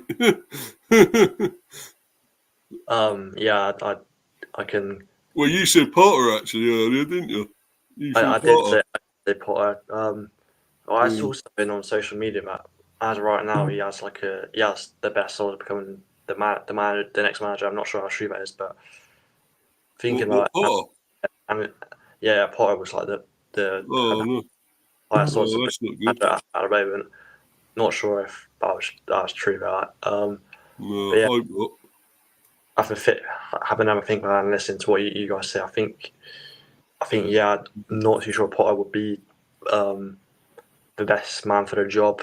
I do agree. I will echo pretty much what Manny has said here. I think Carsley would be probably the most logical replacement. Obviously, done work with the under 23s winning the Euros last year with them. Knows a lot of the players, sort of similar to what Steve Cooper done with the under 17s winning that World Cup all those years back. So if he didn't take the lesser job, then Cooper probably would have been up there as well for me. Maybe he hadn't done too much at club level, but still in with the England setup. But yeah, Tuchel probably will be up there just because at every club he's been by Munich, he's had a successful time there. Chelsea wasn't very long and won their second ever Champions League. Got far in the Champions League with PSG. Built foundations with Dortmund and the likes of Mainz as well. Tuchel probably will be out there, but I do agree. Probably will either be Tuchel or Lee Carsley for me to take over for the next England job. Yeah. Well, the thing is that what the noise is coming out from the FA and that is that they want to go with an English manager, which would be Carsley. So there's no other foreign. They're not going for another foreigner. So if what you're saying is though as well as about Potter, but I'd still definitely go with Carsley over him because he knows these players better than Potter does, and so I just think he's got that advantage of knowing them better and whatever. So I would say Carsley myself, and so I think we go with that, lads. Yeah, Lee Carsley. Yep. Yeah, definitely. I'd say Lee Carsley. Yep. And go on. Oh, that was it. Just 2 questions. So that weren't much, was it? Very little questionnaire theme there. Yeah, that wasn't even a quiz, mate. That was more of a survey. No. True, but we answered them. So, and then of course we just got these ratings as well. I thought we'd have a quick look at them before we go. And what they was getting, obviously, this is L'Equipe again. Is it L'Equipe? Yeah. L'Equipe. L'Equipe. And they're obviously slaughtering these players again. It's French. So you pronounce the QU as you would when you say quiche. Oh, right. L'Equipe. Yeah. Yeah. Yeah, so they give him a 3 out of 10, Harry Kane. I pretty much agree with that, I think he was poor. He hardly done anything in the game. I think they say he only had 1 touch or something in the game, apparently, in that first half. 1 touch in the box. Yeah, that's poor, isn't it? That's your captain there. 1 touch. Good enough from Kane, wasn't it? Yeah, they give Mark Gahey 4 out of 10, and I thought he was better than that, Mark Gahey. I thought he had a pretty good tournament. It was pretty good. Obviously, Kobe Mainoo, Luke Shaw, and Kyle Walker, who were judged to have been at fault for both Spanish goals. Well, they pretty much were. So really, yeah. Really, they're pretty much spot on with their ratings, I think. I'm trying to get to see where they all are, where the actual ratings are. But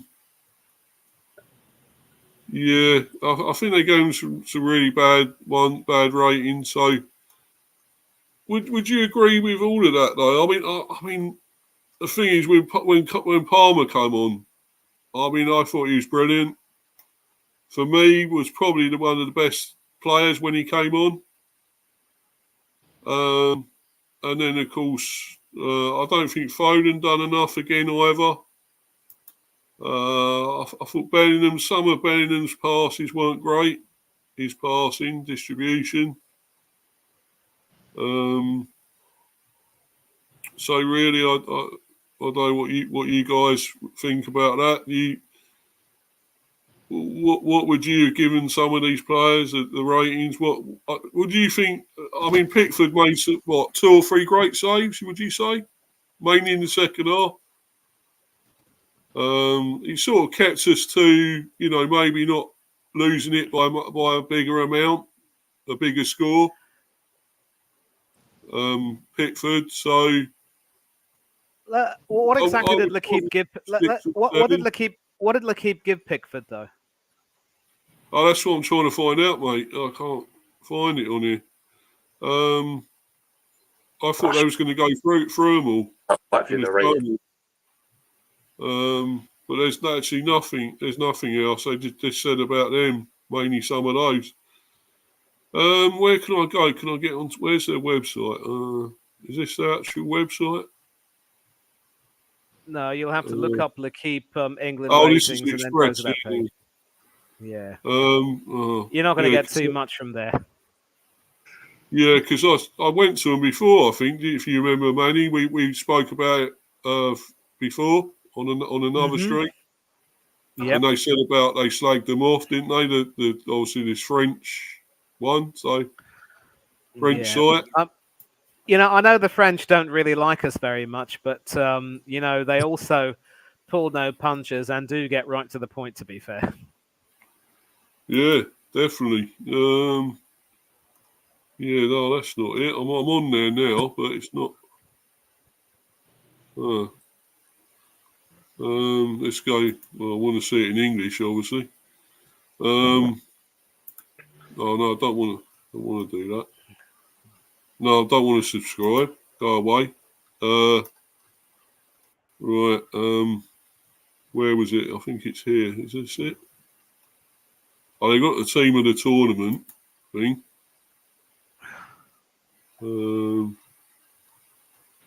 Yeah, but that's not really it. Can't seem to find it on here.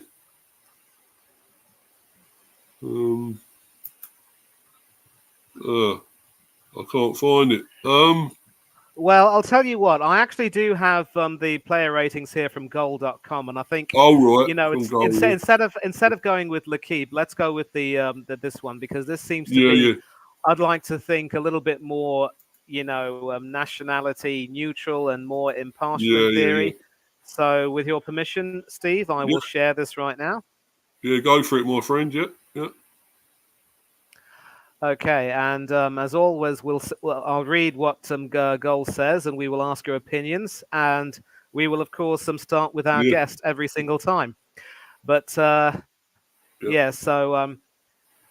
obviously, Nico Williams laying waste to the Three Lions, opening the scoring with a fine finish.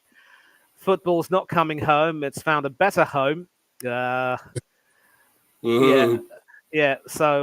England threatened to pull off another unlikely victory after drawing level through Cole Palm against the run of play. Spain reclaimed control. They had been dominating, resulting in Mikel Oyarzábal's 86th-minute winner, which meant that the best team at Euro 2024 took home the trophy. And Spain player ratings against England. No, I wanted the England player ratings. Ridiculous. Yeah. Well, we could do the Spanish ones. No, I don't think that would suffice. And I'm sorry for that. That's just mental flatulence from me. I should have. No, that's fine, mate. It's all right. No worries, brother. Yeah. There will be some things over here. If I could, good old Sky Sports player ratings of Euro 2024. We've also got The Guardian, which is also quite good. Either of those should be fine, I think. Yeah, I'm not too fond of Sky Sports, though, to be honest. I think we might as well do The Guardian then, man. Yeah. I do apologize. This internet can be a little bit horrible at times. But yeah, the good old Guardian. And this has been a sort of a trusted go-to news source for you and Steve. And Nico Williams shone for Spain, but another difficult evening for England's Harry Kane. The pain for Kane came mainly against Spain. I'm going to keep saying that. Ratings for Spain, no need for that. It's true, and obviously Martin Zubimendi as a super sub getting a higher rating than the confirmed Ballon d'Or winner Rodri. Yes, England playing a 3-4-2-1 or a 4-4-1-1. Jordan Pickford, superb distribution to set up the equaliser, not at fault for the goals and what would have been a match-saving save from Lamine Yamal. But there was actually for me there was a part of a point in the game where it was a one poor misplaced pass from him, which actually laid the foundation for Oyarzábal's late winner. And that save from Yamal where he tipped it behind was good, but some of the other saves were just, saves you'd expect a goalkeeper like him to make. And I actually disagree when it says he wasn't at fault. I actually think he should have got down a little bit better for Williams as opener, and for Oyarzábal, maybe he wasn't at fault, but I wouldn't give him a 7. I'd actually give him a 6. Harry, would you agree with me, mate? Yeah, I'd agree. I'd give him a 6 as well. I'd agree with you. I'd agree with both. Wait. Yeah, but Harry, you were saying something more? Sorry, what were you saying? Sorry, mate. I was just saying pretty standard stuff from Pickford. Didn't make too many errors. Of course, made probably at least one good save during the match. As you say, could have done better with the Nico Williams goal in particular. But I agree. I give him a 6 as well. Now, this is also going to be contentious here because Kyle Walker has been given a 6, with the Guardian saying he had a great first half defensively and an attacking support. But obviously, he started to fade in the second half. He let Williams get away and scored, and also was, at least partially culpable for Oyarzabal's winner. So while the Guardian gave him a 6, there's a part of me that thinks that Walker is also starting to look a little bit off the pace, and maybe this was a match too far for him. And there's a part of me that thinks maybe he should have been replaced by Kieran Trippier in the second half so that Trippier could have been more comfortable playing in his preferred position and maybe provided Walker a little bit of rest and would have actually done well against Spain, having played for Atletico Madrid for a season. So I actually think that Walker deserves a 5. Harry, what say you? Yeah, I'd agree. Once more, probably a 5. Definitely in somewhat at fault for both the goals, being slightly out of position. Of course, playing as that third centre back, he's more natural as a out and out right back. But we've seen plenty of times that he's done the job for us at centre back. So yeah, unfortunately, maybe he's getting on a little bit now. Maybe Kieran Trippier as well. I'm not sure if they'll be around for the 2026 World Cup. So got some replacements to try and find for them. But yeah, I give Walker a 5 as well. Steve? Yeah, again, I concur with everything there. Yeah. Okay. Now, John, who at times in the tournament looked as though he had stones in his shoes. My favourite player? No. A superb early block on Nico Williams, one aggressive run to Spain's half and led well throughout the back. I think maybe choosing the Guardian wasn't the best idea because they've pretty much been sycophantic here. I really don't think that Stones had the best of games. There were times when, he looked a little bit nervy with some of his clearances. We were conceding, far too many corners. And as well that Spain were able to exploit quite a bit of there was a little bit of weakness there, and Stones in some ways allowed the nerves to get to him. And there were several times in the tournament as well, never mind the match, where I felt that that without his conjoined twin, Harry Maguire, he looked a bit like a lost soul at many times. And I wouldn't give him as high as a 7. Maybe a 6 if I want to be generous, but maybe you boys will probably think that a 6 is a bit too generous. I'd give him a 6 perhaps, but that's just about it. What do you boys say? Harry? Yeah, go on, Harry. I'd agree once more. Probably either a 5, maybe a 6 out of push, as you say. Stones, he looked very nervous at times. I remember sort of at the time to back pass the picture that, almost ended up in our own net. That would have been a calamitous own goal from halfway line, which would have been very, very humiliating to see us concede. But as you say, Manny, maybe he just lacked that partnership with Harry Maguire from previous tournaments that we've seen. But I can't see Harry Maguire getting back in the England squad, unfortunately, unless he leaves Man United and sort of has an upturn for him. So I think we've got to look to bring new sort of players for the next tournament. As you say, of course, for Southgate looking like he's going to leave, it is looking like he's coming to the end of it now, unfortunately. Right, Steve? I almost agree. It's just that what I would give him less because I don't rate him, and I make no bones about that. I don't hide away from that. That I can't stand him. I don't think he's that great. He's overrated, and I'm gonna say it as it is, and I don't rate him, and I kept finding my dad. Me and my dad were watching this game and kept saying, "Well, what is he doing there?" My dad's saying, "What's he playing? Why is he playing? He's not good enough. Why is he playing?" We kept saying it, and then we kept saying, "Well, why is Pep playing him for Man City as well if he's not good enough?" Pep, a great manager like Pep is playing this man as well. So what is there about him that's any good? We didn't understand it, and you know, if he didn't make some, at times he did make some great blocks. I will give him that. And for them alone, I'm giving him a 5. Otherwise, I'd give him like a 3 or something like that. But no, I'll give him a 5. Because at times he did make some decent blocks and, you know, and some good interceptions or whatever. But other than that, no. But I'll give him a 5 for that. Okay, well, maybe it's a good thing that we've got this thing because this is provoking a lot of debate from all of us. But now we go to Stones' centre-back partner, Mark Gahey, who was solid and secure, he's been throughout the competition. A class act and never faltered, almost rescued at the end, and he gets a 7. Even here as well, there's a part of me that's really wary of giving him too high a rating because, you know, he also... I mean, he was good, I would admit. And of course, there was that particular point at the end where, you know, a combination of he and Declan Rice very nearly got us back into it.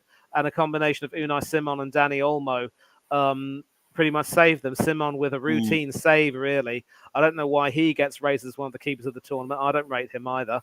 And, you know, there's a part of me that would like to give him no more than a 6, but I suppose a 7 might be a fair rating. The only problem is you can't allow praise like that to get to his head because he has shown that there are a few weaknesses to his games, and there were occasions when Olmo and company left him pretty much on his backside. In fact, I actually might go so far as to give him only a 6 because I don't want him to have his, you know, ego inflated by saying that he was one of our better players in this match and throughout the tournament. I mean, he was great, don't get me wrong. He was one of our better players, maybe our best player. But I don't think he had necessarily as good a game as the Guardian would think. Harry? Yeah, once again, I'm gonna agree with you here. Yeah, 6 for me for Gahey. You know, coming into a tournament, his first tournament, would say he'd done very, very well. Definitely one for the future. As you said, don't want to get all the praise going to his head because that could really backfire on him. But so yeah, I agree. I'll give him a 6 for that display against Spain. Yeah, I mean the thing is he did come in as pretty much a replacement for Harry Maguire, wasn't it? Really. Yeah. And you know Maguire would have played otherwise, wouldn't he? And if he was there, if he was fit enough and whatever, he would have been in there and played. We all know that because Southgate would have played him. Probably him and Stones, I would have said, at the back there. So, you know, in that respect, I think Gahey had more about him and more mobility and whatever than Harry. So, I mean, the thing is, I suppose Maguire hasn't exactly let England down. That is the thing. He ain't he hasn't done too badly for England. Whereas it hasn't been great for United, as we all know. But, you know, for England, he's been pretty good. But then again, I still think I think Gahey had a bit more about him. A bit more mobility, a bit, you know, more quicker, I would have said, than Maguire. But I'd still give him a 6 as well. I agree with that. For a 6, yeah. Yep, perfect. Now we go to Luke Shaw, who was an injury doubt throughout the tournament, made some substitute appearances where he did well from the bench and ended up getting a start, as many of us expected, replacing Kieran Trippier. Yeah. He started on that left flank, was outstanding in the first half, but started to fade in the second and allowed Yamal to cut inside for the goal. Amazing given an injury, though, and he gets a 6. I think the 6 might perhaps be a fair rating because obviously the only reason why I say this, though, is because Kieran Trippier proved to be so limited at left back that when Shaw came on, you could see the difference that he lent. But again, he was also another player who clearly was feeling the effects of his injury and his long absence from playing. And I just get the feeling that although he did well, he also could perhaps have done a little bit better. And this was an example of the muddled thinking from Southgate and that he wasn't able to pick another proper left-footed left back. Granted, the likes of Chilwell and Mitchell might not have been in the best of form, But at least when you have another left-footed left back, it gives you a little bit more options. Our only options were Trippier and Joe Gomez. And of course, there was talk about possibly shoving Bukayo Saka in at left back so that Cole Palmer could play. Eventually, Shaw recovered his fitness, started, and looked good. But you just have to wonder that if Shaw had been fit and in form, there would have been no controversy over his selection, and maybe he would have made a much bigger difference to us. But I would agree with the 6 rating because I don't think he was good, but he could have been outstanding and couldn't be. And I think a 6 does him justice. Harry? Yeah, once again, sound like a broken record, but yeah, I'm going to agree again. Give Shaw a 6. You know, whenever you replace a natural left back, put him in the squad. You know, you're always going to see an improvement on Trippier, who is naturally a defender on the other side. But I mean, Shaw, we really would have liked him to feature more. Wish he could have recovered his injury a little bit sooner, as I'm sure we all were hoping for. But unfortunately, that wasn't the case. But yeah, sure. Is he going to continue on for England? I'd say yes, because I still think if he can get back to full fitness on that Man United, then he could, hopefully come back and see his best forms in a United and English show again. But yeah, for that match, I'll probably give him a 6 again, I reckon. He might need to leave Manchester United and get playing time though, because when he wasn't fit, the likes of Dalot and Wan-Bissaka were being shuttled in and out at left back ahead of him. So he's going to have to really start stepping up his game, and maybe a rest will do him good. Steve? Yeah, I pretty much agree with you two fellas again there. I'd say, about that. 6. I mean, the thing is, I just wonder why he weren't playing earlier in the other games, because he was supposed to have been there and been fit. We were led to believe. Why was he not playing in the other game? So Trippier is never a left back or left wing back. So, it made sense to be playing him. Absolutely. He looked terrible in that role, Trippier. He just had no idea. He couldn't use his left foot. He had to try and use his right most of the time. And then when he tried the left foot cross, there was only one that he done was any good. And even then, he into the ground, and it somehow went to Foden, and he was offside anyway when he scored. But yeah, he definitely was. At least we had a proper left back. I think there is probably there would be others that are better than him, but the problem is, where are they? That's the problem. I mean, you got that lad Doherty at Luton, left back. I'm struggling to think of many others that are actually English in the Premier, because most of them are foreign. The left backs and that. So it's Chilwell at Chelsea, Mitchell at Crystal Palace. Yeah, there are some, but I don't know. Obviously, Southgate just thought, he would stick with him. Just thought he's the best one. But then why bring him and not play him in the rest of the games if he was actually properly fit? Who knows? But anyway. Yeah, at least bring him on as a substitute to try to get some work back into his legs. But it is what it is. Now, this bloke, Arsenal star boy, Bukayo Saka, Guardian once again saying his speed belatedly terrified Spain, and his cross got England back into the game good early on too. This is a guy actually who also really looked good in certain ways, and was certainly on occasions getting the better of Marc Cucurella. But then as the game went on, Cucurella started to find his bearings and also pretty much had the measure of him. So it was a good contest between the two. And you can also see that he was feeling the effects of a very long season with club and country. The poor boy really, really needs a rest. And he also started, like many of England's players, he started to tire as the game went on.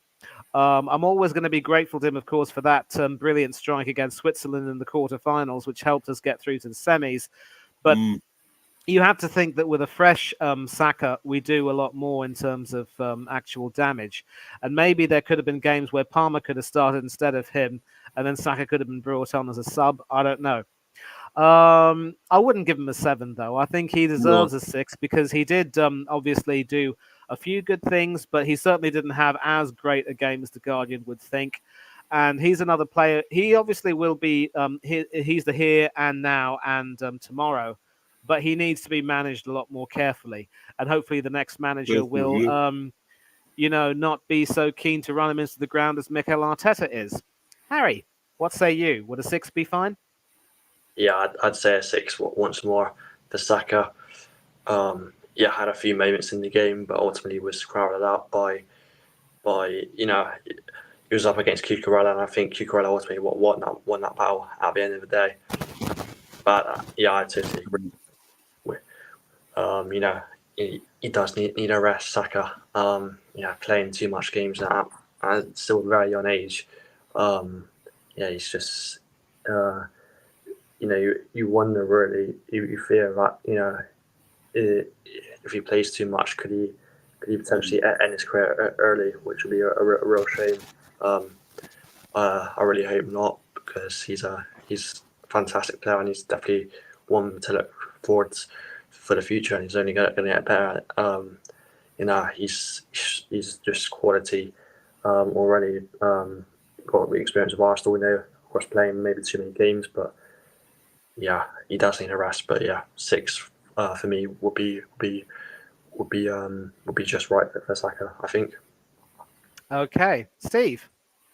Again, I'm in agreement with you lads as well. So yeah, I just think he still flits in and out of the game. I mean, he can do some great stuff and then do nothing, be lazy or whatever. Or he's a little bit. I still don't think he's strong enough as well. Gets knocked off the ball too easy a lot of the time, which is a problem. But he's got to improve that strength, his core and whatever. He's got to improve it all.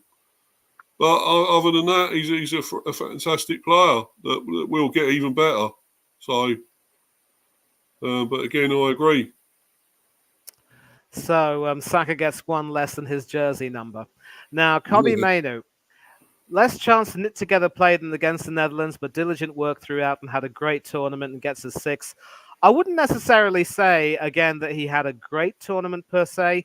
I think he did the job that he was meant to do, and obviously slotted in well. And you could say that Declan Rice started to play a little bit better with him than with Trent and with Gallagher.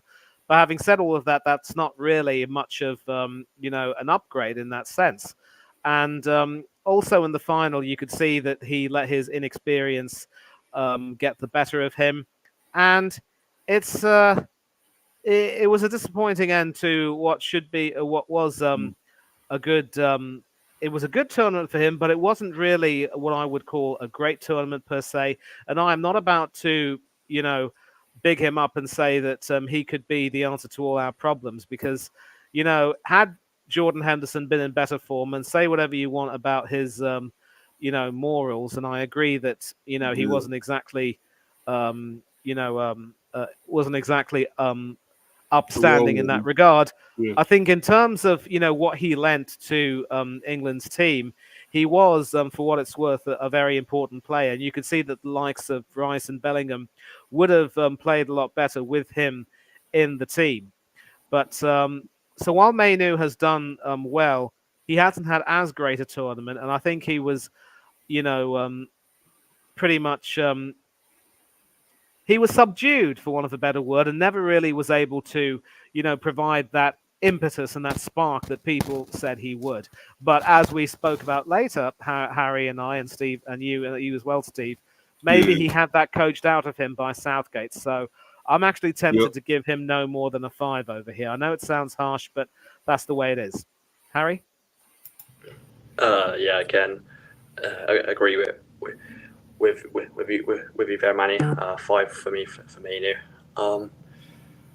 Obviously, his first time tournament, 19 years of age. He's still very, very young. I think that's important to remember. Obviously, you've got a lot of potential.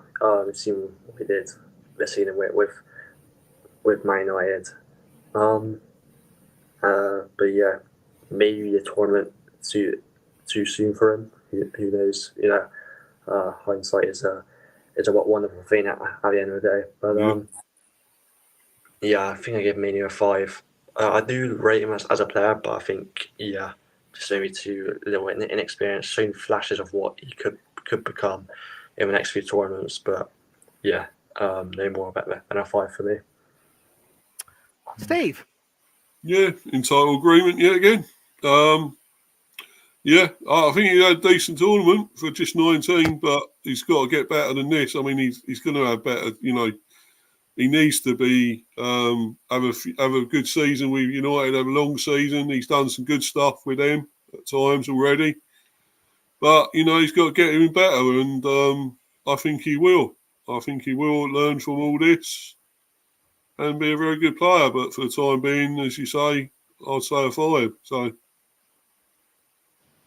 Right. Now, of course, we've got, as he's otherwise known, Declan Couscous. Covered the ground, organised well, but couldn't dominate a fine Spanish midfield, pressing him constantly and passing around him. He gets a 6. I'm going to disagree with this as well, because if you take a look at some of the highlights of his game, there were moments where, his touch let him down and he was dispossessed many times. Yep. And this is also a tournament where he was supposed to assume the role of being the more experienced defensive midfielder with, Phillips and Henderson not in the picture. But, you can blame Southgate for not picking the right team. Putting Trent there was a disaster. Gallagher was no better. Should have considered playing Mainu from the very beginning and only belatedly, had it knocked into that thick skull of his.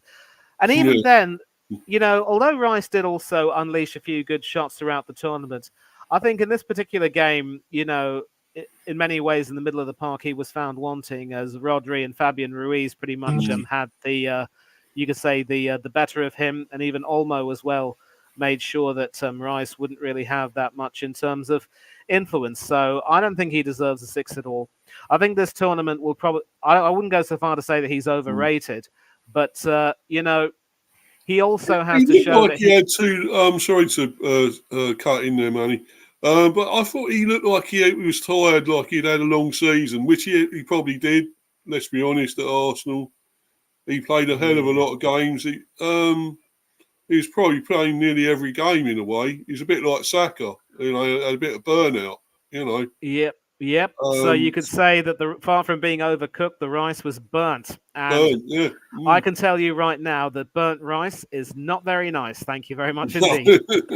So I am actually tempted to give him a rating of a 5. I think his jersey number 4 would be very harsh on him because he didn't have a very bad game, but he certainly wasn't as good as he and his fans believe he could have been. And this is also going to go down as a disappointment for him. So a 5 for Declan. What say you, Harry? Yeah, I'm going to agree. Once again, 5 for Rice. Just want to say it's probably going to have to be my last rating because my phone's no worries, man. about to die, so probably will have to leave you guys after this one. Thank you for having me on. That's all right. It's cool, mate. But yeah, anytime, you're welcome. So, worry, Harry, anytime you want to come on, mate, let me know. Yeah, of course. Do you want to shout out your socials or anything before you go, or any your channels or anything? Once again, thank you for having me on. No worries. Really enjoyed it, and if you want to come chat me out, do for free. My YouTube channel is, as it says on the tin there, Honeygun. When the season starts, I'm again doing some more Brush Sea vlogs, championship party table predictions, and maybe a few more watch longs when the season does start once again. So if you want to come check me out, do feel free. Massively appreciate it as always, and do feel free to check out the podcast channel. Me and my mates Kieran and Tristan have started Talk of the City, where we're going to be. I think Kieran's going to be uploading the sort of review of the Euros, which me and Tristan are going to be a part of. So feel free to come check out as well. But yeah, thank you for having me on, lads. Really appreciate it as always. Yeah, no worries, Harry. Anytime, wonderful, mate. You're welcome anytime. So Go and check that young man's channel out. Yeah. It's brilliant. A lot of great content. Yeah. So I think briefly, just speaking on Harry's regard, most of these players will probably get a rating of 1 less than what the Guardian has given them, and I think cheers, mate. that Take might care. suit it just fine. That might suit it just fine. So Bellingham. Guardian gives him a 6. I give him a 5. And Steve? Yeah, I think his passing was a bit wayward this time and stuff. Some of the things he done. So yeah, not quite at it. Yeah. I don't think this time. So 5 yet. Definitely agree. Had a share of good moments, but as the Guardian says, in fits and starts. And Foden, again, shown a few flashes of brilliance, but again, only in fits and starts, just like Bellingham. And never really got to grips with everything, so he gets a 5 from me. What say you? His best performance was against the Netherlands. I think we'll agree with that. When in that first half, hitting the post twice, I think, or once anyway, and come close and everything. So yeah, he's his best. He was doing stuff in that one, going past players, taking the ball well, and turning and going at the players. But he hadn't done enough of that all tournament. He was I think he had a poor tournament, really. Not good enough, really. And I would say, yeah, agree with that. Did we say a 5? Yeah. Yep, 5. 5. And and Harry Kane, same, struggling to hold up play, good passing range, but carrying an injury, a 5. Yep, he gets a 4 from me too. And I think Harry would agree. Yeah. Not this Harry, but the other Harry who just left. yeah, Right. Going with a 4 as well. Yeah. Absolutely. Now the subs, Ollie Watkins came to deliver runs in behind, but never had the chance. 5 might be a bit too harsh for him. I think, he did show a little bit more impetus than Kane did. And, he did have one chance, but I think, he ended up getting stage fright. But I'm prepared to give him a 6 because at least he was able to do what Harry Kane couldn't. What say you? Yeah. Well, as I say, I always rated him when he was with the Bees, of course, and now at Villa. Unfortunately, he's still there. He wouldn't have never come back to us. But I think he's a great player. I would actually give him a 7. But, well, saying that for this game, I suppose he didn't do quite as much. So I would have given him a 7 or 8 in that last game, obviously. But I think he was player of the match in that game anyway. So, but yeah, I'd say maybe just. Did you say a 6 for this one, Manny? Did you say? Yeah, 6 for Watkins. Yeah, just as probably a 6 this time. Yeah. Yeah. And Cole Palmer. Yeah. Well, Tony came on before him, didn't he? Yes, but Palmer gets an 8, and I'm actually really willing to agree with him because he probably was our better player in a way. No, Palmer did come on first, didn't he? Before Tony, yeah. Yes. Anyway, yeah, I think Palmer was the best player by a mile when he came on. I'd say, well, I would even go as far as to give him an 8 because getting the goal as well, it was a great goal. I know it was a bit deflected as well, but they all count. So I think he was definitely one of our best players when he come on. So definitely an 8 for me, I'd say.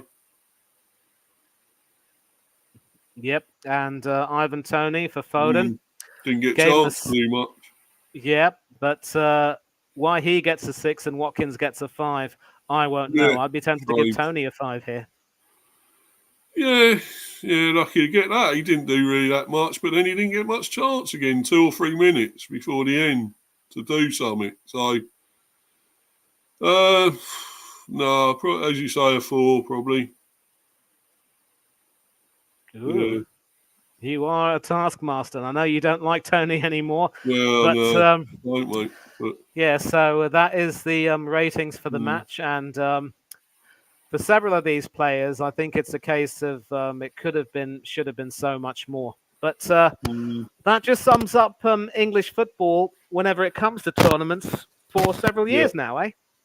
Yeah, exactly. Exactly. We're going to have a lot more years of hurt, I'm afraid, with this. So buckle your seatbelts and get ready for the ride, I'm afraid. It's going to keep going for a while. until we get a proper manager and start playing some great football, and and then we'll have some hope at last. And because the way it's going, we just in despair all the time. We just don't, there's nothing to shout about with it. We got all these great players, but we got a manager who don't know how to use them, and he only uses his favourites, and that's not good enough.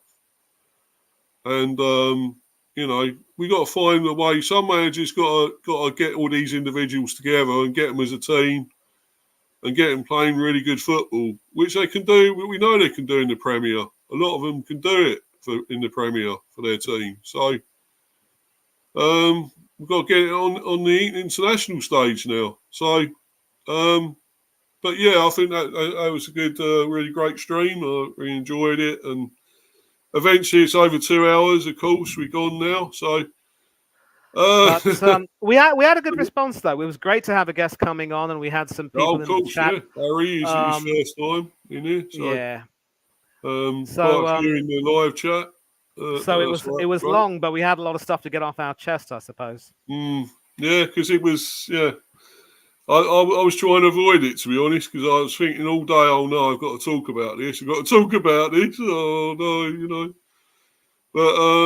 But we had to talk about it, and got to try and move on somehow. This is never going to go away. We know we lost again. Big tournament, got to the final again.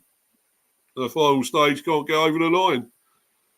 We probably played the best team. A lot of people saying that there's no shame in losing to one of the best teams in the tournament, but there is, because you got to beat the best team at the end of the day. You don't go there to say, "Oh, look, we're outclassed, we're going to be outgunned." That's it. We're losing this, and that's it. You can't. You got to find a way to beat these teams to win this. You will always find out the best teams in the end. You will play them at the end. So. And we found out we can't do it. I mean, we could have probably had a chance. We could have done it against Italy that last time in the Euros. We had chances there. And then again in this. So we find ways of not getting over the line, tripping up at the last. So we got to change that. And a new manager will change that, I think. Big time. But anyway, where can we find you, mate? Well, you can find me over here on the Hive Football chat, and also on the channel where we talk England cricket. And both channels, of course, being run by Mr. B over here. Also catch me on Del Boy Gunner TV, Coach's Corner, Always Talks Football, Huddersfield Town Fan TV, Up the Cherries in all departments, Danny AFC TV, Rich Sports, Football United, Spurs Asia TV, AFC Talk Show TV, Tony Claude Gunner TV, Gundown UK, the Southern Gooner, and several other channels which I'm proud to have been on a few occasions. Don't quite remember all of them, but certainly ones which are quite special to me. Big up as well to Harry from Honey Gun. Do please subscribe to him. I'm also going to subscribe to him very soon. All channels which will be which are quite close to me, and if people don't believe me when I say that they're important to me, what's in it for them, Steve?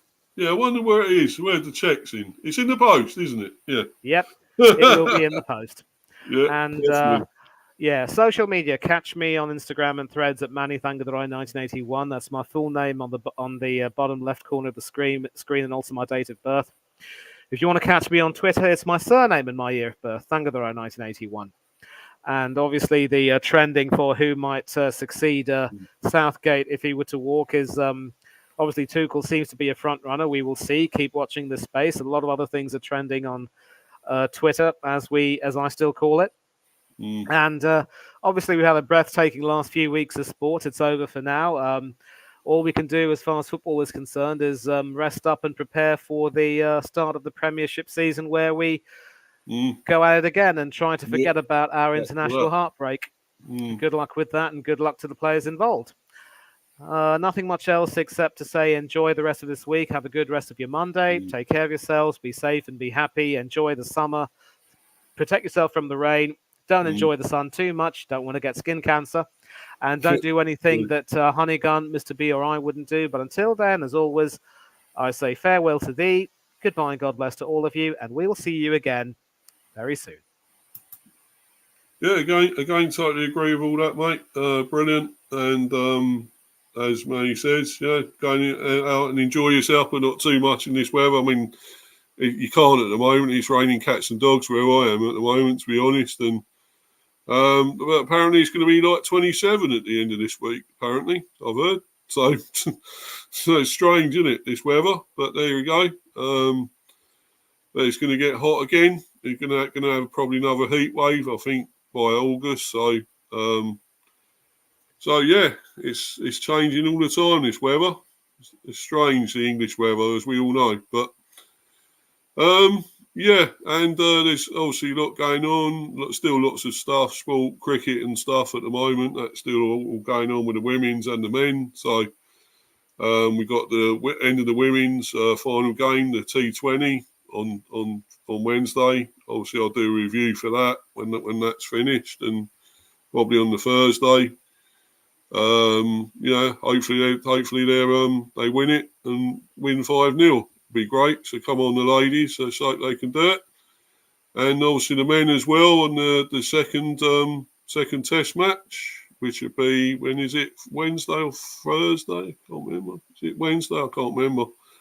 The second one might be Thursday this time. But yeah, looking forward to that, and hopefully you can go 2-0 up. Although I don't really like some of the decisions they made with bringing a certain player back in, Mark Wood. But there you go. It's it's not a great decision, but never mind. Let's hope they still win, and so come on the lads, and come on the ladies, and win both. That'd be great. And thanks to everyone that's been in the live chat. Brilliant. Had loads in here today. That's what I like to see. Loads of people in. Loads of great comments, and a lot of great discussion. Obviously, as Manny's already said, with Honeygun here, Harry as well. Great to have him in here. His first time on the show. That's for the young man, and he's got, as I say, great channel, a lot of great content, and talks to him a lot in the group chat and everything, of course. So know him quite well from there. And but obviously, keep checking all my stuff out, and follow me on there at Mr. B for Life 182, and subscribe to Mr. B Hive Football Chat and Mr. B Talks England Cricket. And I don't know if we're going to have a final word over this, Manny. That poor again, terrible, and yeah, we bring on the next manager. We need someone. We need a lift with this. Absolutely. And, unfortunately, Southgate hasn't been the one, as that song. I hate that song. Supposed to go. Horrible, that song. And I wouldn't even bother singing it. So, but yeah, let's hope. Never heard it before, and if I listen to it, I'm probably going to start vomiting, to be honest. Yeah, true. It just don't seem right saying that about a bloke, a football manager, because that's not really what it's about. Sounds like a love song. What's going on with that? Yeah. Sheesh. Well, it is. It's Atomic Kitten, of course. We talked about. I think was it early thousands. Oh, Atomic Kitten. Atomic Kitten. Yeah. No words. Lovely looking ladies, of course. That song on there. Great looking. That's gorgeous. But we don't need that song for talking about singing about an England manager. Thank you. And he's not good anyway. So let's put it this way: they wouldn't sing a song like that about someone like Roy Hodgson or Fabio Capello, would they? No, definitely not.